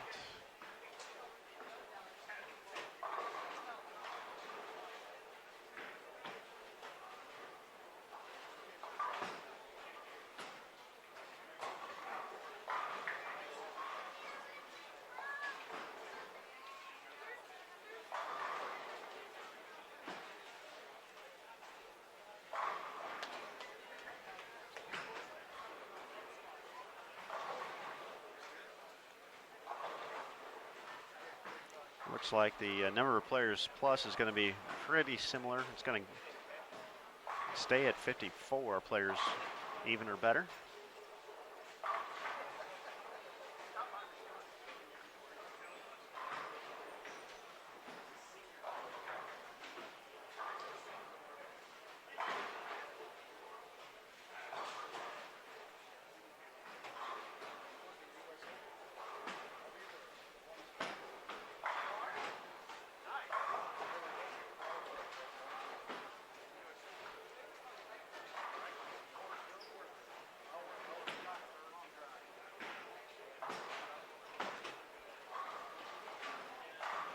John Austin, our new leader, over on lane 7 and 8 right now. Clean in the early going. Once again, crossing with Walter Ray Williams Jr.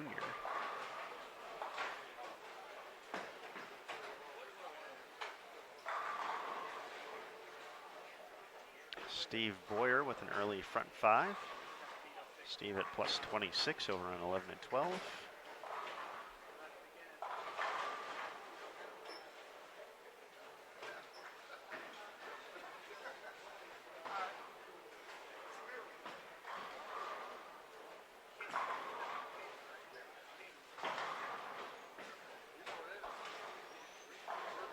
So we mentioned Robert Brown in our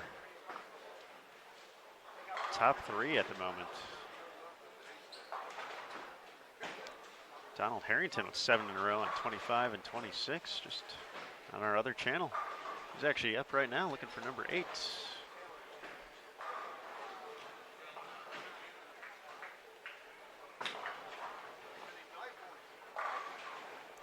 Vialli, 5 on the 6. Let's see, Don Harrington. Patiently waiting his turn with the double jump rules. So, player on his left has gone. A player on his right has proceeded, and it is now Donald's turn.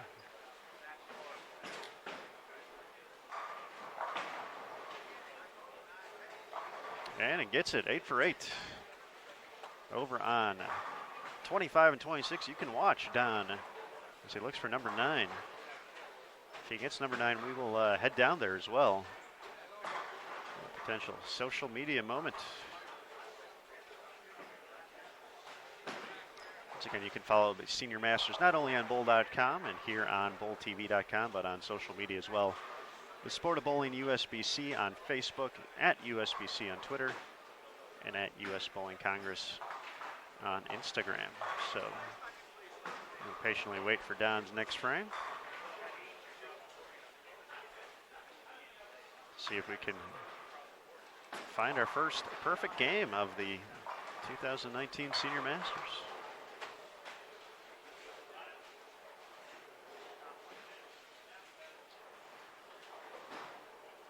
Luckily, Don's not too far away.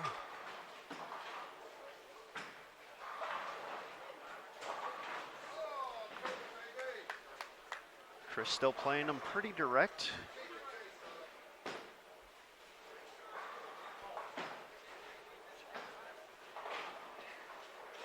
Definitely can do so using his ball speed.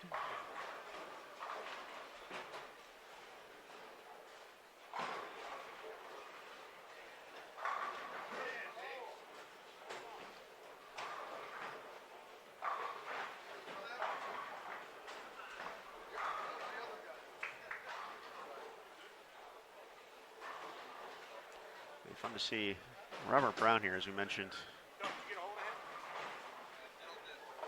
In the top three, has found some success here in the past. I believe, was it last time I worked the Senior Masters was 17. It was either 16 or 17.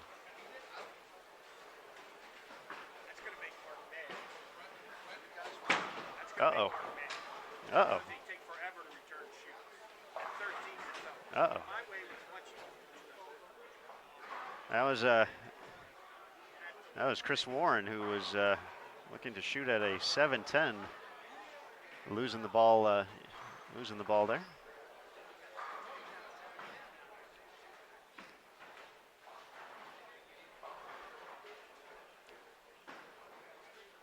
He did talk about being able to let it go, and that would be the ultimate way to let it go. Fortunately, just a little bit too soon, but for Chris, he is working on 3 consecutive strikes before that 7-10 popped up. Sammy catches the break with the trip 2.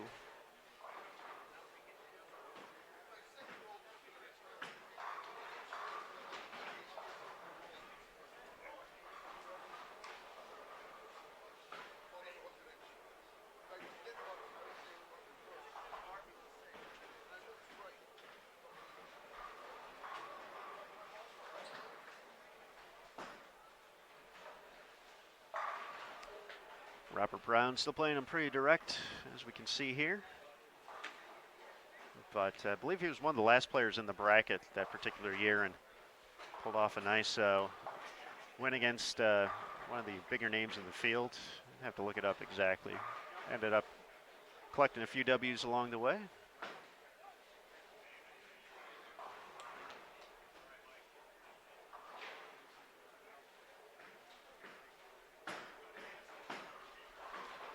So it looks like Don Harrington now is up on 25, or excuse me, on lane 26 specifically, as he looks for his 9th consecutive strike to start game 4. Ooh, from way downtown. Chris says, I didn't know that was out there. And it looks like a 4-pin or a 7-pin ended up stopping Don's run there.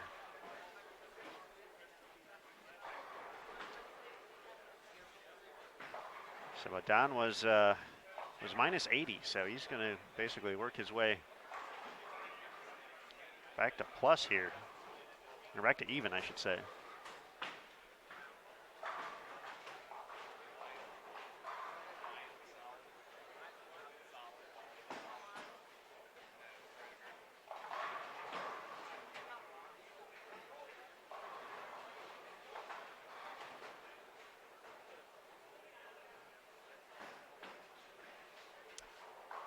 Steve Boyer now on 11 and 12 with 7 in a row. So I mentioned Steve a little bit earlier. We'll keep an eye on him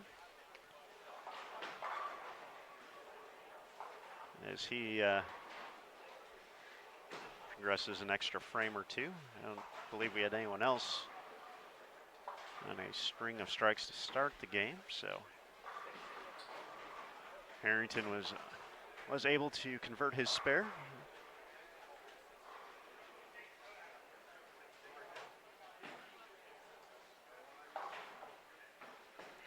Now max out at 279, in which we get him to -1.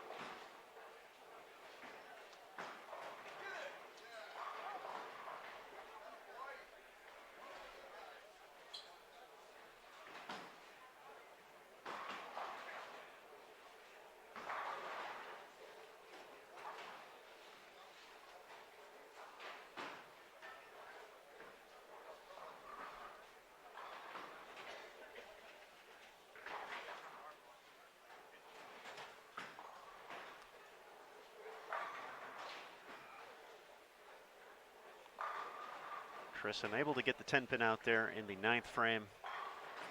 Still has 250s out there. 240s available for Sammy Ventura with a strike in the 9th.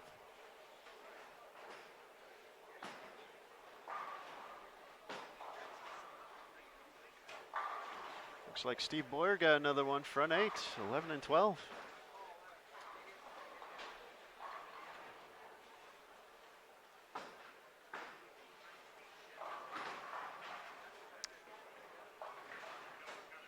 So Tony in the chat talking about Raver Vink from Canada, and Ray's definitely a player. I've had the pleasure to see him compete a few times, the first being at the 2015 World Bowling Senior Championships right here at Sam's Town in Las Vegas. Very impressed with his game, and as you mentioned, he's still compete with the best of them. That Canadian team definitely strong. You look at players like Francois Lavoie, Graham Fa, Mitch Hoope, just to name a few. Dan McClelland.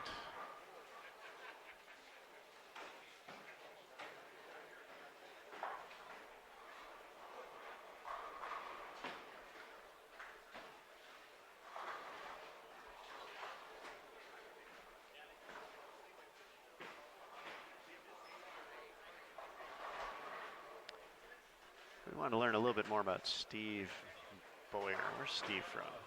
I don't know where Steve's from. I'm going to find out. Steve Boyer, right here in Las Vegas. How about that?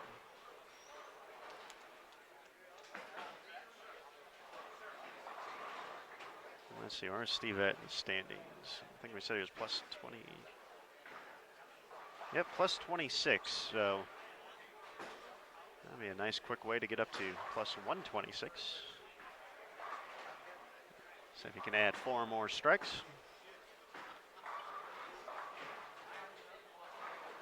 But regardless, he's going to make a jump no matter what. It's trouble for Vialli in the 10th, 4-7-10. Baker working on 4 in a row.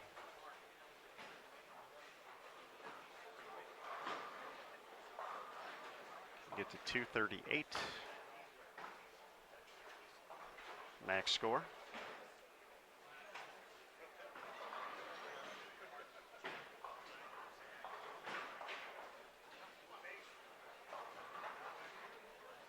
Comes in a little light.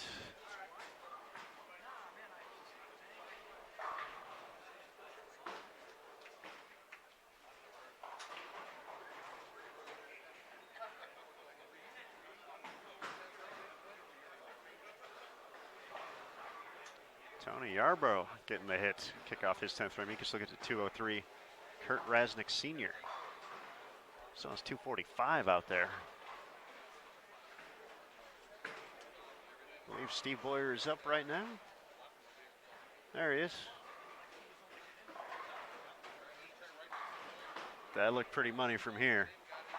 9 for 9 for Steve, so we're going to sneak away for a moment to get you the full rundown here on BowlTV.com. Steve Boyer from Las Vegas, front 9 over on 11 and 12.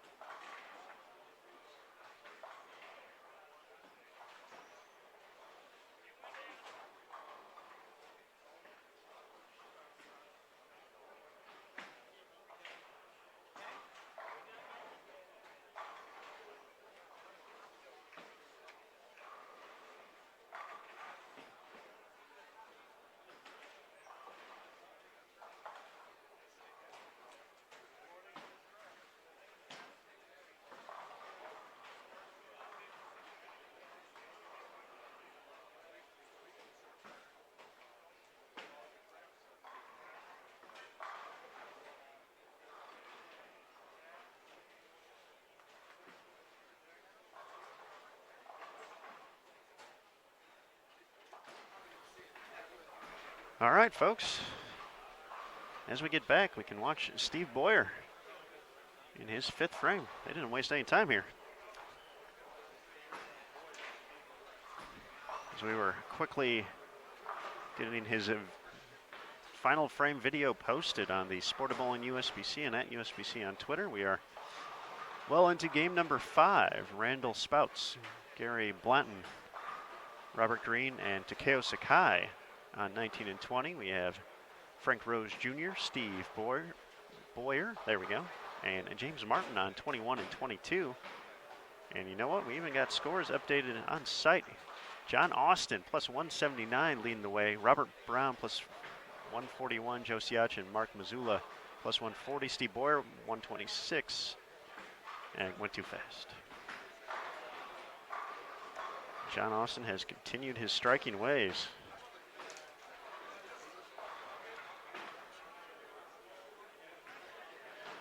Once again, a whirlwind time here on bowltv.com.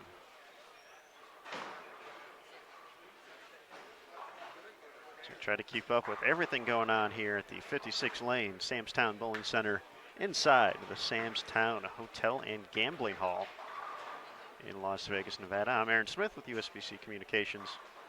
If you want to watch Steve Boyer's final frame, it should be available online as we speak. But I'm going to double check it just because it's the right thing to do, because I don't want to lie. Lying is bad. Telling the truth is good. Okay, so it is posted. All right. Sport of Bowling USBC and at USBC on Twitter.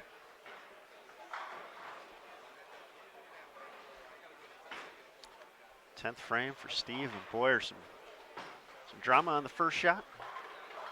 Needed the help of some messenger, or needed the help of a messenger, but was able to pretty much dead flush the last 2. Become the first player here in 2019 to record all 12 strikes in a game. Looks like some of the excitement from Game 4 has translated into Game 5 for Boyer, as he has 2 opens. As you can see, playing the far outside portion of the lane, but love the emotion. Showing it after every shot. Big smile on his face afterwards. Way to go, Steve. Congratulations, sir.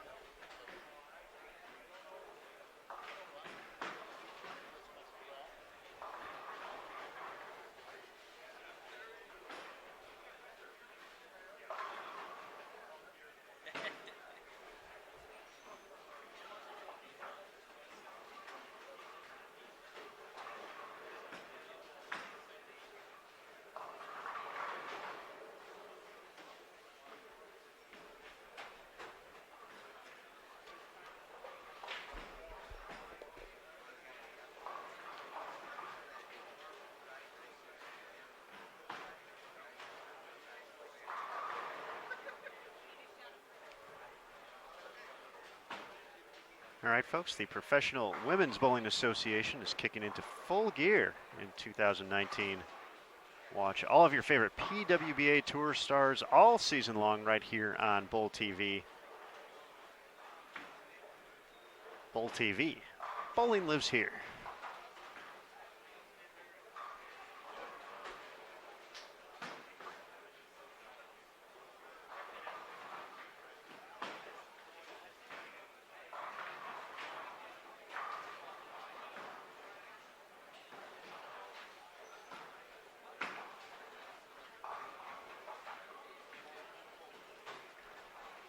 Just got a note from our good buddy Dave Waswell that John Austin actually goes by Corbett Austin, so if there was any confusion, Corbett Austin leading the way here.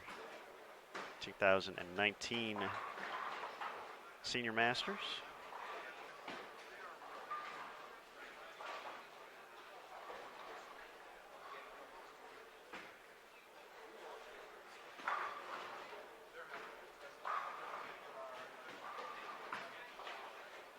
Scores are updated online through 4. As I mentioned, Corbett plus 179 leading the way. Robert Brown plus 141. Joe Siach and Mark Mazzulla at plus 140. Steve Boyer with a 300 in Game 4 jumps all the way to plus 126 in 5th. Tom Adcock has been cool, calm, and collected so far. 235, 227, 222, and 237 for plus 121 in 6th place. Gary Faulkner, our leader after 2 games, currently in 7th, plus 115. And James Campbell of Clearwater, Florida, plus 114. Chris Viale, we saw him last game, plus 110 from Westfield, Massachusetts. And Sam Ventura and Garrett Ball tied up for 10th place at plus 107.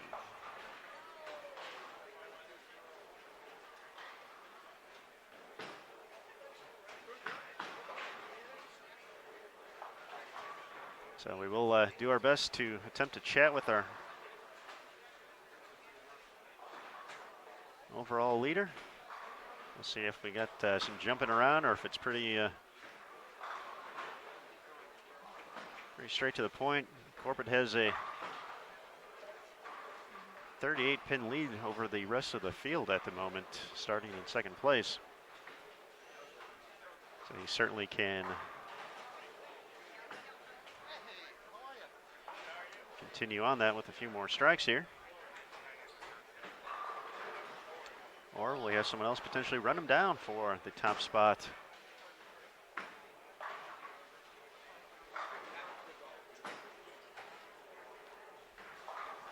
Gary Faulkner over on 27-28, off to a pretty strong start. Early 4-bagger followed by a pair of spares.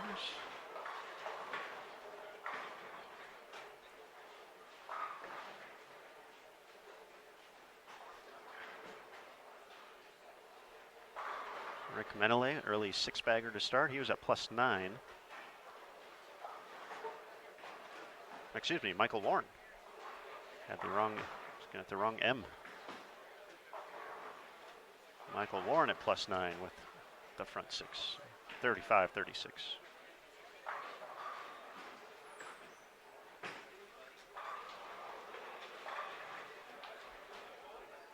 James almost gets them all to tumble there.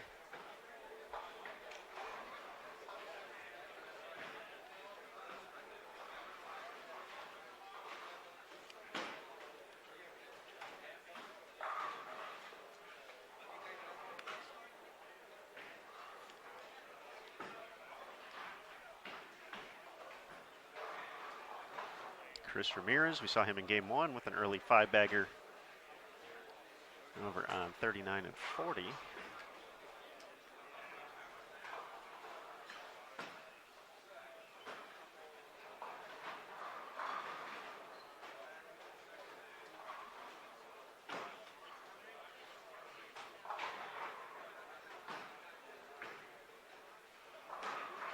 Oh, Warren Nelson, front 8, 47-48. We're going to have to head down there real quick. See if Warren can keep it going.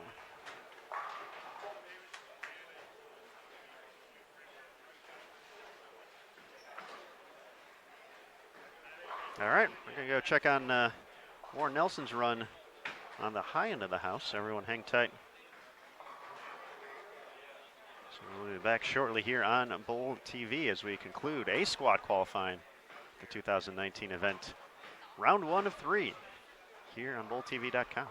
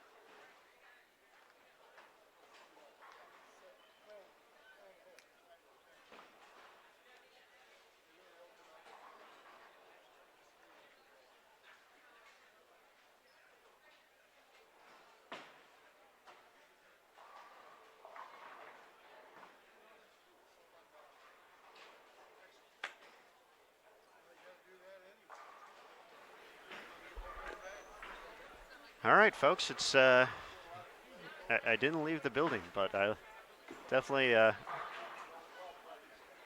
definitely did some walking across Samstown here to not only run down Warren Nelson, who ended up,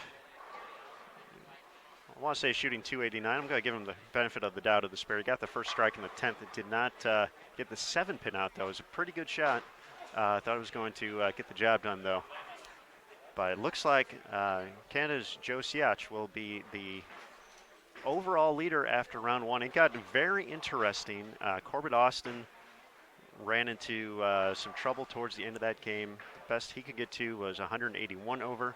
Gary Faulkner struck out to get to 183 over.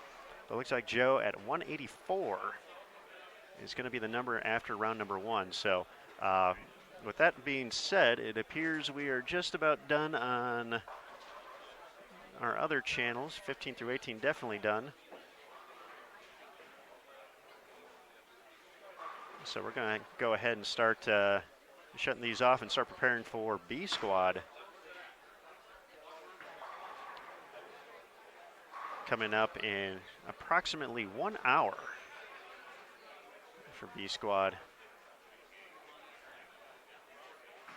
So it looks like we just had our final shots over on 25 and 26 as well. So all that being said, my name is Aaron Smith with USBC Communications. I want to thank everyone for joining us here at the USBC Senior Masters for the very first squad to qualify. A squad just about all in the books across the house. And we will be back with B squad once again, 3 p.m. Eastern, noon local time, approximately 1 hour. No re-oil, so we get to see the burn and how these competitors attack this 40-foot pattern. I want to thank Brant Houghton for helping, as always, here on Bull TV. Brant is a busy young man, but always doing some great work for us. So thank you, Brant. Our tournament staff here, as well as our tournament host at Samstown. A big thank you. So for right now, we're going to go ahead and shut down, take a quick break, talk to Joe, make sure no other scores roll through. Then we'll be ready for B squad coming up next. Once again, less than an hour here on BullTV.com. Bowling lives here for the 2019 USBC Senior Masters. Thank you again for joining us, and we'll see you soon right here on Bull TV.